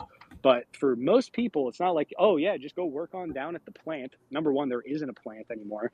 But it's like, what are you gonna do? You're gonna go be a cashier at Chick-fil-A and work your way up to like regional management? That doesn't happen. yeah. It's not real. Yeah. For sure. For someone like me who's like you know, I've taken your suggestions to read books to heart, but I do find that since I spent the vast majority of my life not reading, I feel like a fucking idiot and can like barely read like fairly complex stuff, and like am just not able to read that fast. So like from what you've gathered from your conversation with me, interested in like Revolutionary America, Civil War, Marxism broadly, like what is like, do you have any like off the cuff book recommendations? Like Let me think. I know you had a Treason in America by that Anton guy. I don't know his last. Oh yeah, that one's really good. That one's good. That's more of like the geopolitical, like just like the sort of America versus the British Empire, like economic sort of war that was going on throughout that time period. So that's worth reading, definitely. That's Anton Chaikin, I think. Yeah, because that's it That starts one's with good. Burr, I think. Yeah, Yeah. yeah. Which That one's good. Yeah. If you're into Civil War stuff, I'd highly recommend Edmund Wilson has his book called Patriotic Gore. It's a pretty big one, but I think it's like really engaging and entertaining. And it's really just like a survey of like the popular literature of both the North and the South during the Civil War and like their perspectives on it. And it's like, it's really, really well done. He also wrote like a lot on like the Bolsheviks and stuff like that when that was ongoing. So like that's like was his he was mostly interested in the Civil War on like this sort of like class-based grounds. got you. Cool. Yeah. Thanks, man. I appreciate that. Which that Burr reference reminded me. I know you said maybe this will, total normie over here, but like I loved Hamilton. It seems like it kind of jives fairly well with like, I don't know, maybe my thought at least, maybe yours, but like, Jefferson's a villain, Hamilton's a hero. So like what, other than maybe it being corny, like what did you like about it? I haven't actually seen it because I don't fuck with musicals. I don't really like musicals, so I have no idea what it's about or like what Dude, happens in it at all. that was me. I promise that was me. I didn't watch it for years. Finally, I did. I Yeah, loved I'll it. get So to it eventually. I'll yeah, get to when someone gives me a Disney Plus login. Isn't that what it's on? I'll yeah, it watch it at is. some point. Yeah. Okay. Yeah, Well, I don't know. I just like. I'm not like. I have very limited time these days for sure. my Yeah. media intake, and I'm not gonna lie. I'm a fucking HBO cell. Like I will watch Yeah. whatever's on HBO because I trust it. Like goddamn, telemarketers fucking slaps. I watched all of the Danny McBride shows, like Eastbound and Down, Vice Yeah. Principals, Righteous Gemstones. Shit Yeah. slaps. Watched How To with John Wilson, amazing. They've got Nathan Fielder on there, amazing. They Yeah. had He's funny. Succession, amazing. Like Yeah. I watched HBO it. to me is like that's the only good one. Yeah. There's some good HBO. stuff on Netflix sometimes, but Yeah. that's pretty HBO. much the only good one. Yeah. Yeah. Well, if you Disney do Plus, watch I don't need that shit. yeah, if you do watch it, I look forward to the reaction tweets. Let me tell you. But Yeah, whole slash fall staff slash whatever he's going by these days, Aztec Christ. He's a big fan of Hamilton and has been trying to get me to watch it or imbibe it. So I probably yeah, will at some point. got you. And then one last thing: are the New England Falls as beautiful as they say? I've never experienced one. The waterfalls? No, the autumn, fall leaves, stuff like Oh that. yes, absolutely. But also the waterfall is pretty fucking nice too if you go up north. Yeah, dude, the fall is like I'm like so hyped right now because it's like turning fall right now. But Oh, like wow, apple that's early. cider, dude. Apple cider. Well, it's not turning quite yet, but it's starting to turn. You Yeah, can feel the cold in the air at night, and that's got nice. you. Yeah, Um, but it's really fucking nice. Like completely unironically, if you've never driven around like rural New England, September, October, like late September into October, maybe even early November before all the leaves fall, it's beautiful. It's like fireworks nice. going off on every tree, everywhere you go. You just go by all these like small farms, like growing pumpkins, apple orchards. I love going apple picking. We got all that shit. We got all the great like baked goods. Apple cider donuts or season is That about to sounds come up. good. I fucking love apple cider donuts so much. What else? It's just a beautiful time. It's like the best weather we have probably because the summers are really muggy. So it's like crisp out every day. It's just nice, man. Yeah, the fall is like that's. I've literally always loved the fall growing up. I hated pretty much almost every other season in New England my entire life. Spring is just mud and it's kind of gross because all the snow is just melted. Summer, it's too fucking balmy. I used to have to spend like all day like in the basement so that it was like dry, cold air, like being underground. And then at night you could go do things without sweating. I'm sweating my ass off right now. I'm standing outside. Winter is just fucking bleak, Yeah, but winter fall is sucks. beautiful here. Winter is Fall shit. is beautiful. Yeah, Yeah. Like being in like winter sucks everywhere, but if you're like taking a winter in Texas, it's like, oh, this is just like it's like the shitty end of fall, but like every day. But it never gets like bleak. But here it's like dark. Like I remember like going to school, right, in the winter meant that I would wake up and get to school before the sun rose. Like no sun at all. I'd be at school and I would leave school and there'd be no sun. I wouldn't see the sun for months. And that's what the winter's like here. And yeah, it drives everyone into alcoholism, I swear to God. yeah. Damn. Well, yeah, I gotta plan a trip up there because Yeah, definitely end of September. Like I'm going to the flea market in Brimfield, Massachusetts, this weekend, which is one of my favorite things in the entire world. That's always a really cool thing to check out, which is this weekend. It's happening right now, but that's a fun thing to hit up. If you like beer, you have to hit up Treehouse out in Charlton. It's the greatest brewery in the entire world, and oh, that's an objective rating across all the entire world. People fly out here to go to that brewery because it's the best one that exists in the entire world. nice. It's Yeah, amazing. yeah. So yeah, check that shit out. Sounds really cool. Honestly, I'd love to do all that stuff. All right. Well, it's been nice talking to you, Sussy Obama. Have a blessed day. Yeah, man. You too. Thanks for everything. I really appreciate it. All right, man. Peace. All right. Anyone else want to come on? Got like 30 minutes before I'm done. So otherwise, it's going to be really boring because I run out of shit to just freewheel talk about very swiftly. I'm already at that point, so I'm gonna need one of y'all to volunteer to throw shit at me, like, or be a wall to throw shit at myself. Otherwise, not going anywhere.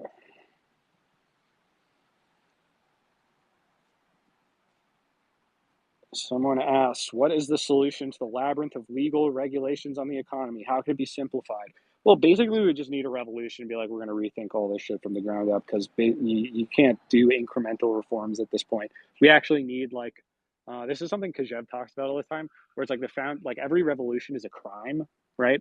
Like I had this conversation about politics too, whereas like I was like, that like the people who founded this country were all criminals. Like it's like we don't consider them criminals because we consider the thing they revolted against criminal, but that's what we said because we want. And it's like every new regime is effectively a crime against the old one. So it's like, well, if you want to change these regulations, like effectively the only way to change that is to like infringe upon these regulations by a dictatorship of the proletariat or whatever you want to call the revolutionary government after the overthrow of this one, which would be obviously a criminal act, it'd be an insurrection, blah, blah, blah, blah, blah. That's the only way you can effectively change any of these things is you'd have to break the laws of this prevailing order in order to impose a new law. You can't just regulate or like make little tiny baby steps towards something in the system. And if you think you can, then that's just Fabian socialism. Oh, we got Talon. What's up, Talon?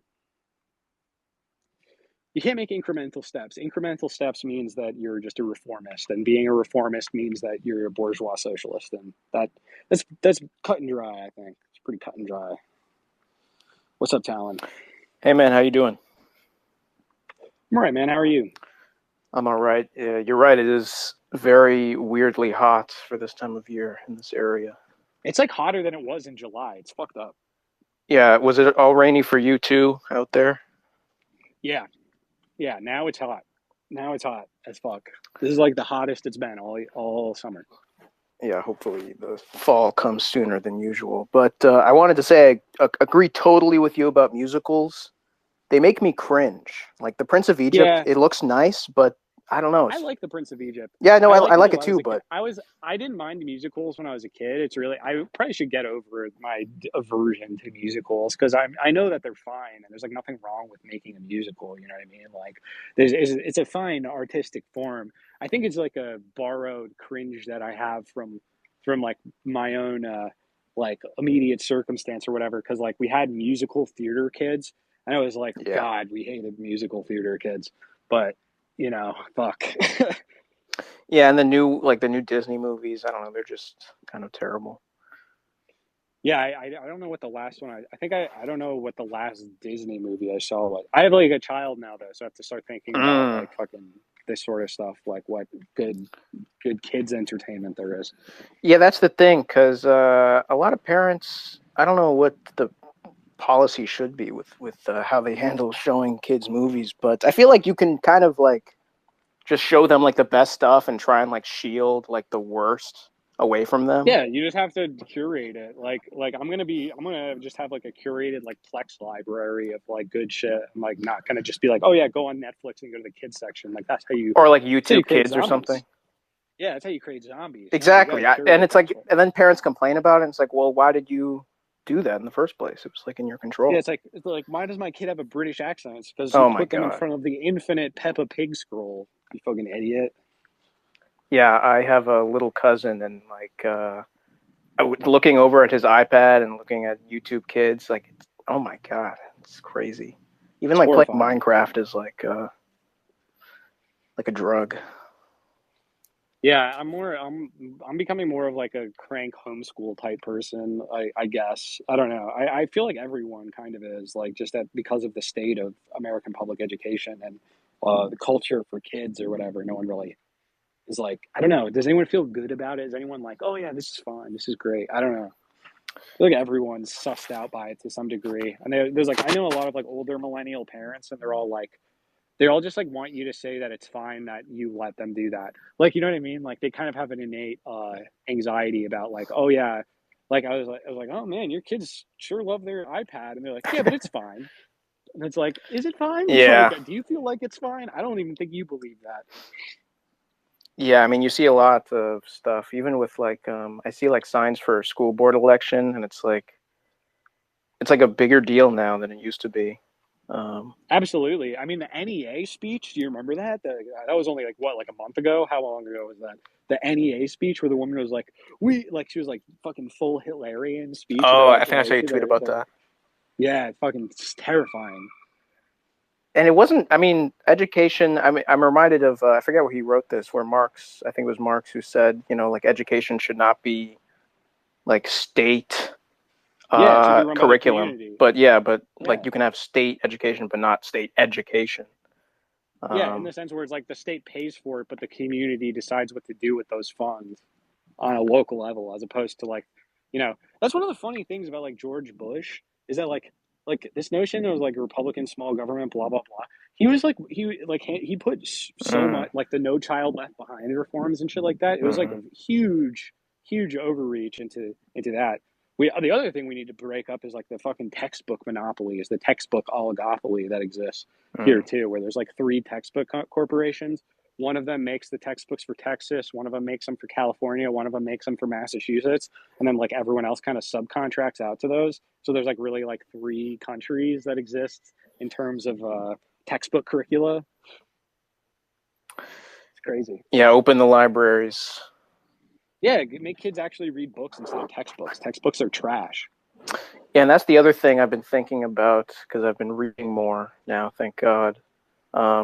But yeah, like in school, like when they have like poetry in like 7th grade, the poetry unit in the spring, it's like, God, they could teach it so well, but it's just like how they teach grammar, where it's like, they're actually eliminating most of my I know this because I have like family who are English teachers and have been for a long time at various levels of public education, but they're basically eliminating all of like this like notion like, oh, you need to learn how to read poems or literature, and pretty much all English classes are coming down to like, can you parse like an email, or it's like news articles, like journalism and things like that. Like, yeah, they're much media more obsessed with literacy. that. Yeah, media literacy than they are with like, hey, like let's read Shakespeare. They're like, why are we like, you know, they're like, why are we reading fucking cis hetero people, blah blah blah. The excuse is just because it's hard to teach. Like you have to actually inspire kids to Yeah. be interested in such a thing. So it's harder to teach. Whereas if you're just like, hey, we're gonna do worksheets, we have to read a paragraph and then write a Reddit comment. That's a lot easier to do. And I bet also it's like just the end of the rope, because like in order, like you say, to be able to teach things, you have to learn it yourself. And how many people are left that can like teach the teachers? And it just dwindles and dwindles. Well, it's like also it's like who the fuck becomes a teacher, because obviously it's a shit job that doesn't make much money. Ultimately, like it's basically for losers at this point. Like it's like, and like the people who are like really adamant about it or like passionate about it, they swiftly move into the private sector, like because they're rewarded for doing so. Yeah, or you can just have a YouTube educational channel. It makes you can be John Green. Yeah. Yeah, I had a friend who was studying to be a teacher, but he decided to just be a plumber instead. Yeah, probably better. It's like my dad was a teacher forever, like very well awarded teacher, like, you know, much beloved, etc. And he was always like, never become a fucking teacher. That's the last thing you should ever do. It's kind of sad. Yeah, it is sad. I don't know how that can be fixed. I mean, reading about how like the public school system was like set up with like the Northwest Territory and stuff, with each like little square. It was like cool, and like the little schoolhouses, and I don't know what exactly happened. In my little town, which currently has around I think it's gone up a little bit, so it's around like 3,000 in population. My little hamlet. Back in the day, over 100 years ago, it used to have 4 schools. Wow. When it had like a 500. Damn. Yeah, it's crazy. I have an old map that has like all of the schools on it. You know, there's 4 different schools.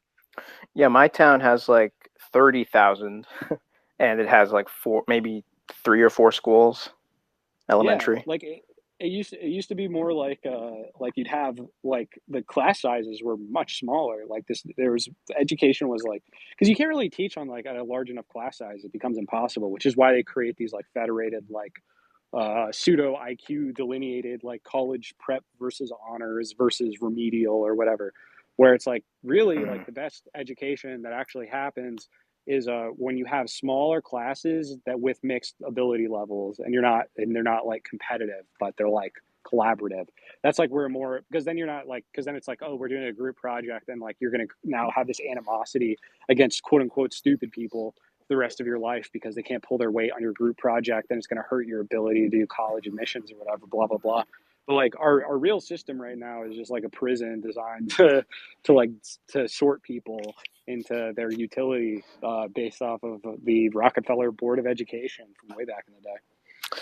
I mean, yeah, they're like public colleges that are designed by like prison designers that were built in like the 70s. Yeah, exactly. I mean, I went to a quote unquote good school in the area too, and that makes me more worried about what bad schools are like. Because I was like, if that was a good school, I don't even want to know how bad the bad schools are. Like high school?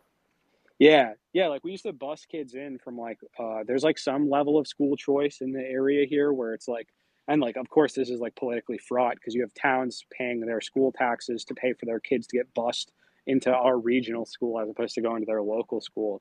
But it's like my friends, like the friends I had who were like part of that, who got like bused in from like towns that were like 30 minutes away or whatever. They were like, they would like tell stories about their school, and I was like, holy shit, like goddamn, that's fucked up. And they were like, yeah, this school's pretty nice because we were all complaining about how terrible it was, but they were like, yeah, no, this is much better than the school I came from. Was that a segregation thing or just busing? Out here, there is like a level of segregation in the sense that like the more developed it is, like as a city, the more like post-industrial is, the more it is just basically like a welfare colony. And then the people who are on welfare and disability, or like, you know, they have kids with special needs or whatever, et cetera, they tend to like cannibalize the local school budget. And then at the same time, like property values are going down and people are moving out. So then there's less and less funds going into the school system. So it's just like a whole like Ouroboros of like bad shit happening in these areas, and so then the more affluent people, like the more like upper middle class people will be like, okay, we're doing school choice and we can afford to drive you to school every day 30 minutes in that direction or whatever, you know what I mean? So it's like the brain drain thing on the geopolitical level, but even at the local level. Yeah, that's true. At my school, we had a lot of kids from the city who would be bussed in. And I always felt bad because they had to get up at like 5 a.m. and they'd be tired all day. Yeah. I used to have to get up at 5 a.m, but that's just how rural the fucking area was. My bus ride to school was like an hour long. I was the first person. I was the first kid picked up in the day, but I was the first one dropped off at the end of the day. That was like the recompense. Whereas like my ride home from school was like 15 minutes, but my ride to school was like an hour and 15 minutes. It was crazy. What were your hours? I think in elementary school, mine were like 7 to 3. We got out at like 2:45. Okay. So I don't know. Yeah, but I just remember that time because I can see it on the clock face and like waiting for it to get to that angle. Yeah, I remember what it was in high school, 2:35. Yeah.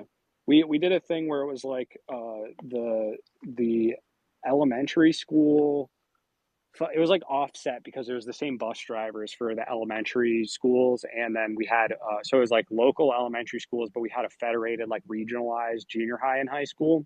So it was like 5 towns would feed into that. So it's like you make all these, like I was from like the like white trash town that everyone made fun of later on. I'd be like the only kid from my town in a lot of my classes because it was also much smaller than the other ones. So it's like very funny. Like my wife is from like the more affluent town in the area with the higher population, and she still has like no idea about all these kids I grew up with. Well, if you're like, do you know this person? You're like, no idea, like because it's like the people didn't really mix that well. It's kind of funny. The more that's another kind of segregation. The more affluent town also perpetually is trying to unregionalize it and just turn it into their own town high school because they're the majority population, and they're like, we don't want these fucking white trash kids at our school, you know, like basically. Yeah, it seems like difficult problem because on one hand, with the busing thing, I was always like, well, why not just like make better schools where the people That's are? basically what that's the funny thing about, specifically when it comes to like integration, et cetera. That's what the black leaders were calling for. They were like, we need Exactly. more Yeah. money for our own schools. And they were like, how about we bus you? Yeah. It's like fucked up. Yeah.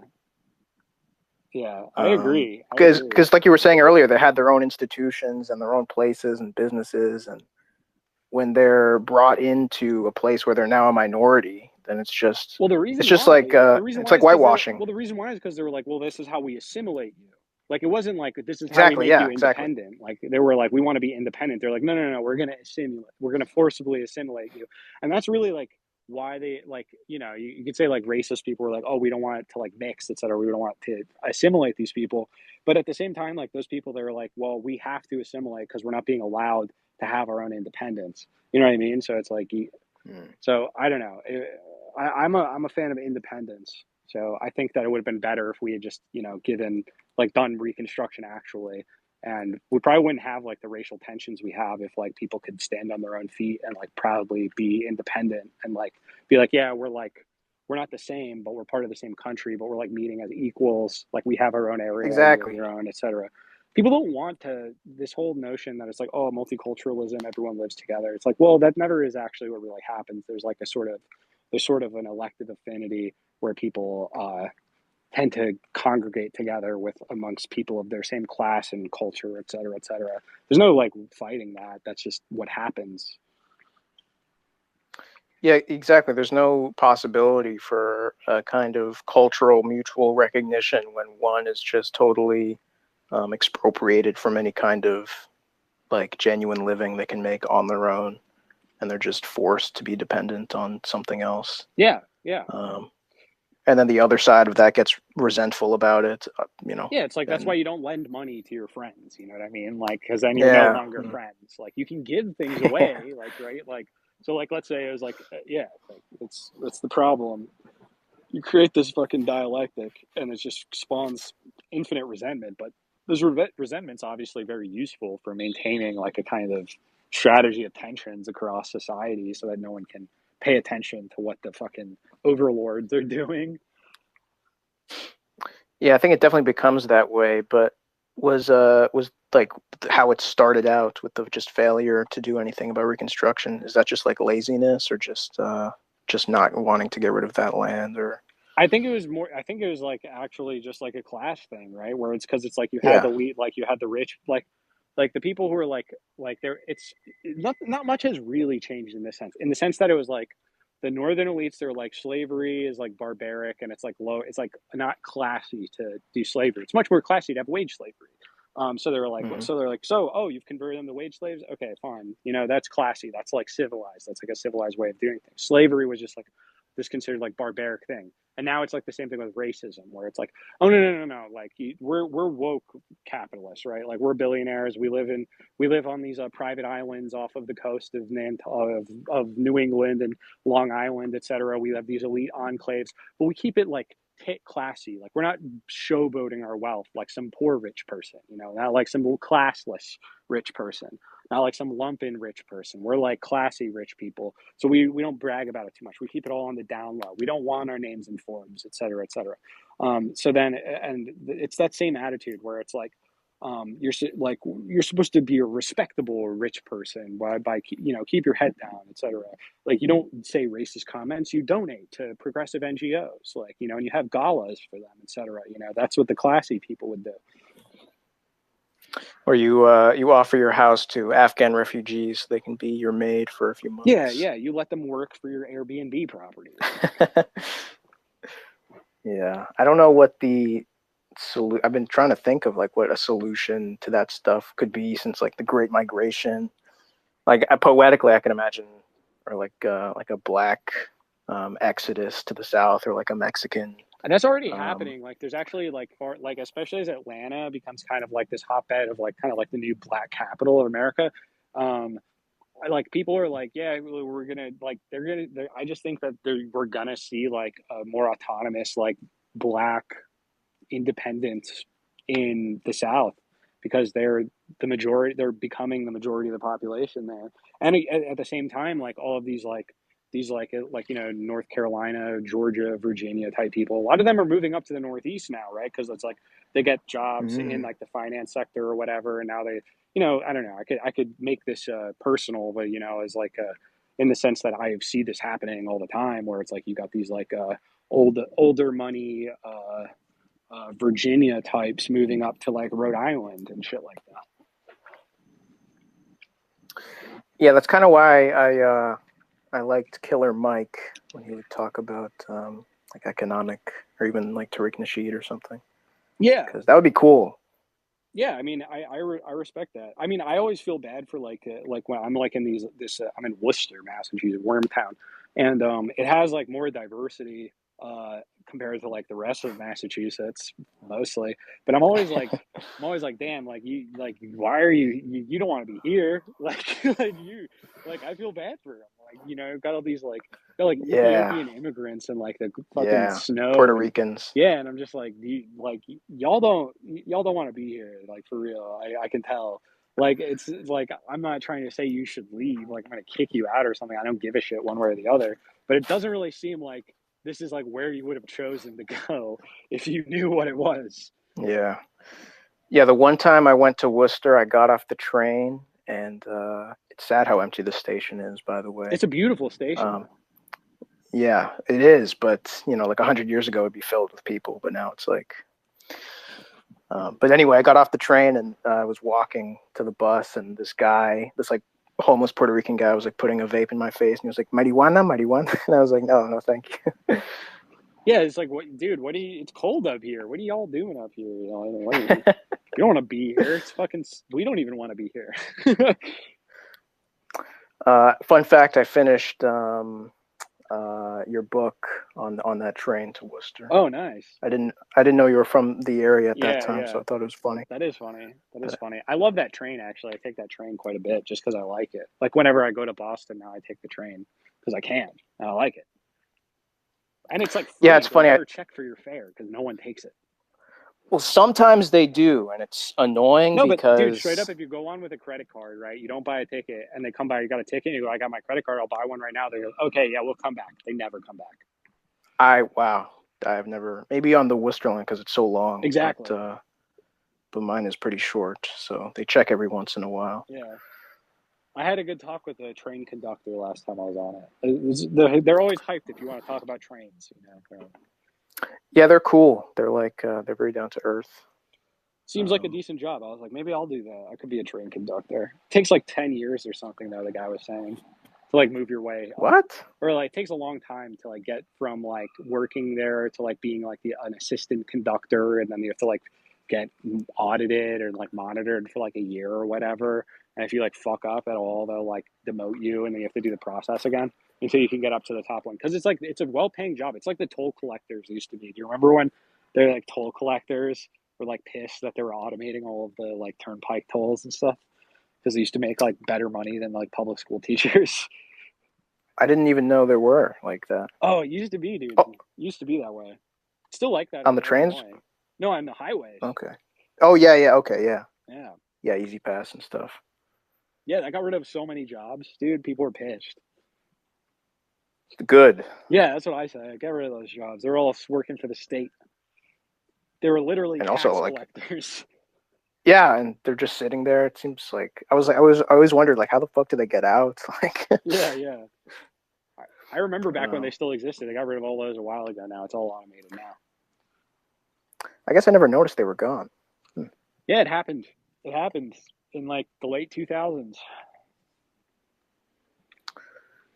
Oh, anyway, time. We got like 8 minutes, my friend. Is there anything pressing you want to talk about? I don't know. It was just a quick chat. I'll let somebody else speak quickly if we got anyone. All right, yeah. Last shot. If anyone wants to come on, you got like 10 minutes, let's say. Nice talking to you, man. Nice talking to you, Talon. Otherwise, this will be the end. Okay, we got Vinboy Vinbooks, Prince Gremlin. What can I do for you, Mr. Possum? The Possum Avi, Vinboy, Prince Gremlin. What can I do for you? You're on. You can speak. You just gotta unmute yourself. Oh shit. My What's bad. up? Can you hear me? Yeah, what's up? What can I do for you? You were talking about the Brimfield Flea Market. Yeah, hell yeah, dude. Yeah, you love that kind of shit? Yeah, dude. It's like where I grew up. Yeah, me too. I mean, I've kind of I had a thread go viral this week. I'm kind of a lowbie. It's my first experience. I was ranting Oh about yeah. those exact kind of stores, like used bookstores and like record stores like that. Yeah. I got a little bit like overly romantic about it, but like I don't know, it seemed to resonate with some people. I was just kind of curious like what your opinion is on those kind of like those like hoarders who kind of get pushed into commerce because they have to monetize their obsession. Yeah. I love that shit. I don't know about you. I mean, that's literally like the culture. I mean, I guess if you're from around the same, around the same like part of Western Mass, if you know what the Brimfield Flea Market is, right? Yeah, Like, that's what I grew up with. You know, like everyone, there's like a bajillion. It's like the largest density of antique stores per capita, and we have tons of used bookstores. It's also like the largest density of like bookstores per capita around here in the entire world. So there's nothing I love more than like going to like an antique shop, like a used bookshop, and just looking at shit. Just like looking through stuff. I just like that's how I find things all the time. Like that's like my search engine is like same. going to a used bookstore. I love those. I mean, I would love to own a used bookstore. You know, you just sit in like a fucking small shop surrounded by books. You play like good music all day. You come in, you try to give people like what they want, you know, and be like, oh, you want, okay, I got a perfect thing for you. You know what I mean? Like, I Yeah. love that shit. Like, it's way more personable. I found so much good music that I never would have found otherwise, except for going to like record stores back when I used to buy vinyls, like used record shops. There's one in Cambridge, Mass, that I was actually mourning recently because it's gone and it's been That's gone what for a I was while, and I talking was like, about in my thread. They're damn. all dying. Yeah, they're all going away because, like, I mean, you can't, like, the only way to do it now is, like, you have to own, like, a warehouse and you're just running, like, eBay auctions and things like that all the time. And it's kind of more like you're running a storage unit and you're not making your money from people walking in. And Yeah. the used bookstores that exist now, or like the bookstores that exist now that, like, maintain their profile, like making money, etc., they mostly make money off of selling coffee. They usually have, like, a cafe inside of it that's really like a Yes. coffee shop. They're And selling the otherwise, experience. yes. And so then they also have to cater towards more of like the coffee shop book readers. So they're really just selling like what, like Colson Whitehead and Yep. like How to Be Woke in 5 paragraphs or whatever type books, and like the fucking Michelle Obama biography or whatever the fuck. Yeah, And it's it's all like you just go in and you're like, bestsellers. yeah, you go in and you're like, do you have any Roberto Bolaño? And they're like, who? And Right. it's like, where? How are you a bookstore? You don't have any? You don't have Yeah. one? You don't have the Savage Detectives? And they're like, I don't know what you're talking about. Have you seen? We have Amy Schumer's new book or whatever the fuck. Oh Yeah, my God. it's awful. It's fucking What? terrible. It's like a huge tragedy. All my favorite bookstores are dying, but we still have the Book Barn, my friend. We have the The Book Book Barn. Barn. We do have the Book Barn. I love it If they there. I was just close the there Book this year. Barn, we will riot. We will fucking have a revolution. It'll be Shay's Rebellion all over again if they I'm take so the Book glad Barn. you agree with me on this. Yeah. People were Absolutely, dude. saying Like, saying that it was kind of like I was talking about how people find the typical used bookstore that used to be the norm like kind of hostile now because it doesn't have all the bestsellers immediately displayed and like sometimes the owner will like bust your balls or like something about yeah, if you don't know the right kind of music or like you don't know what you're looking for, right? But that's just like kind of yeah. the cost of admission, I thought. Well, it's like yeah, it wasn't really like a like as much of that of like being a service as much as it was about like becoming part of a culture where it's like you keep going to this used bookstore and you're like, hey, I got this last time, I like this, and it's like supposed to be like a service in the sense of like education where it's like same thing with like antiques where you go in and you're like, I don't really know what I like. I don't know what I'm looking for. I don't know that much about this stuff. And it's like, well, I'm an expert on this stuff. So I'm going to bust your balls a little bit for not knowing this sort of stuff, right? But like, I'm going to give you an education in this sort of thing that I'm basically an expert about. I have a collection of it and I can like look out. If you're a good customer of mine, I can like look out for like the things you're interested in and like sort of like give you good deals on stuff like that, right? Like there's a part of like a community, there's a part You're of in a like a real scene. polis. Yeah, it was a scene, it was a real scene. But like all of that stuff is completely gone. Like that's how like and like also these like these used bookstores, etc. It's like if you publish your local zine, you would give the copies to there because it would be like the local people would come to this place to go pick it up, etc. Like it's like same thing with like comic book shops, etc., which like no longer exist. Like this was a part of like creating like local communities. The local record store would have the local records, like the ones that were recorded and pressed, etc., in the location. So that's like it was like a nexus for creating like regional cultural hubs and stuff like that. And now everything's just like, well, you just put it online and like and like it either becomes popular in this sort of a deracinated, completely alienated culture that exists on the internet, where it's like, oh yeah, I'm like a SoundCloud rapper, and most of it, I'm really popular on SoundCloud in the sense that I have like enough listeners, but no one in particular in any specific region really knows me. You know what I mean? Like it's not like I'm like a Detroit sound or like a like New England sound or whatever. There's like a loss of these like local scenes, Super which was local.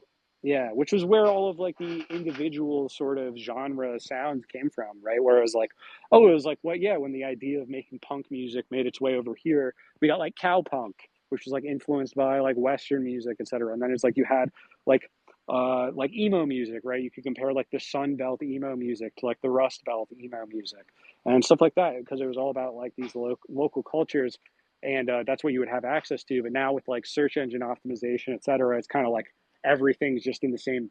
It's just like flattened things out. It's eliminated barriers to entry, but those barriers to entry were also sort of like going to the gym, where it was like a workout, right? Or it was like, oh, Right. there's these barriers to entry that I have to earn my way in through effort, and this is actually improving me in some way It's a instead of journey. just it's a journey. Yeah, dude, I feel you on that, dude. I complete. There's like I would love to run a used bookstore or something like that, but it's literally like you can't make money doing that. It's like you're doing it as a No. charity, Yeah, my parents are book people, and I grew up on the floors of used bookstores, crawling around, biting ankles, and but yeah, they're all gone. Can't do it anymore. pretty much. There's like very few, like they're kind of there's even like a sort of like collapse into, because then it's like the ones that remain are like basically buying out the holdings of the ones that are getting liquidated. Right, yeah, they're all sort of consolidating down these Yeah, hordes. they're kind of consolidating down, and then it's also those are the ones that survive are the ones that can like most integrate with like Amazon, like shipping of used books and things like Right, that. they're So just it's cataloging all this stuff, yeah. yeah, they're basically doing like Warehousing, cataloging. Yeah, exactly. accounting. It's like they're like drop shipping. Exactly, yeah. Well, thanks for the validation, man. Yeah, absolutely. Have you been to I just want to add the Broomfield Flea Market because Yeah, that's what I'm dude. most hyped about. So have you been? I've been, yeah. It's the best place, That's exactly like that's I don't know, the peak of that kind of vibe. Yeah. All these What I people always coming think is really together with their junk and just, one man's trash, another man's treasure. It's yeah. beautiful. Nick, $1 Million Extreme. Yes, yeah. Nick Rochfort always goes to the Broomfield Flea Market Oh, because really? he's an antiques guy. He has an antique shop. Oh, that Like makes he's like a sense. real Yeah. like that. Like I always thought it was cool. That I was like, it's like, oh yeah, he truly represents like the culture of New England, Is he where from it's like around here? he's from Rhode Island, but Yeah, he's from okay. like the part of Rhode Island that touches Mass. You know Yeah, what I yeah. mean? I mean, they're all Yeah. kind of massholes, right? Yeah, the Rhode Islanders are all just massholes with worse accents. They got the worst part of the New England accent and the worst part of the New York accent. Absolutely. All right, man. Well, I'm going to the flea market. Yeah, So dude, have a God great bless time. I everyone. hope you find a good treasure, man. I hope you Hell bring yeah. home a great experience. All right. God bless you all. Good night. Godspeed.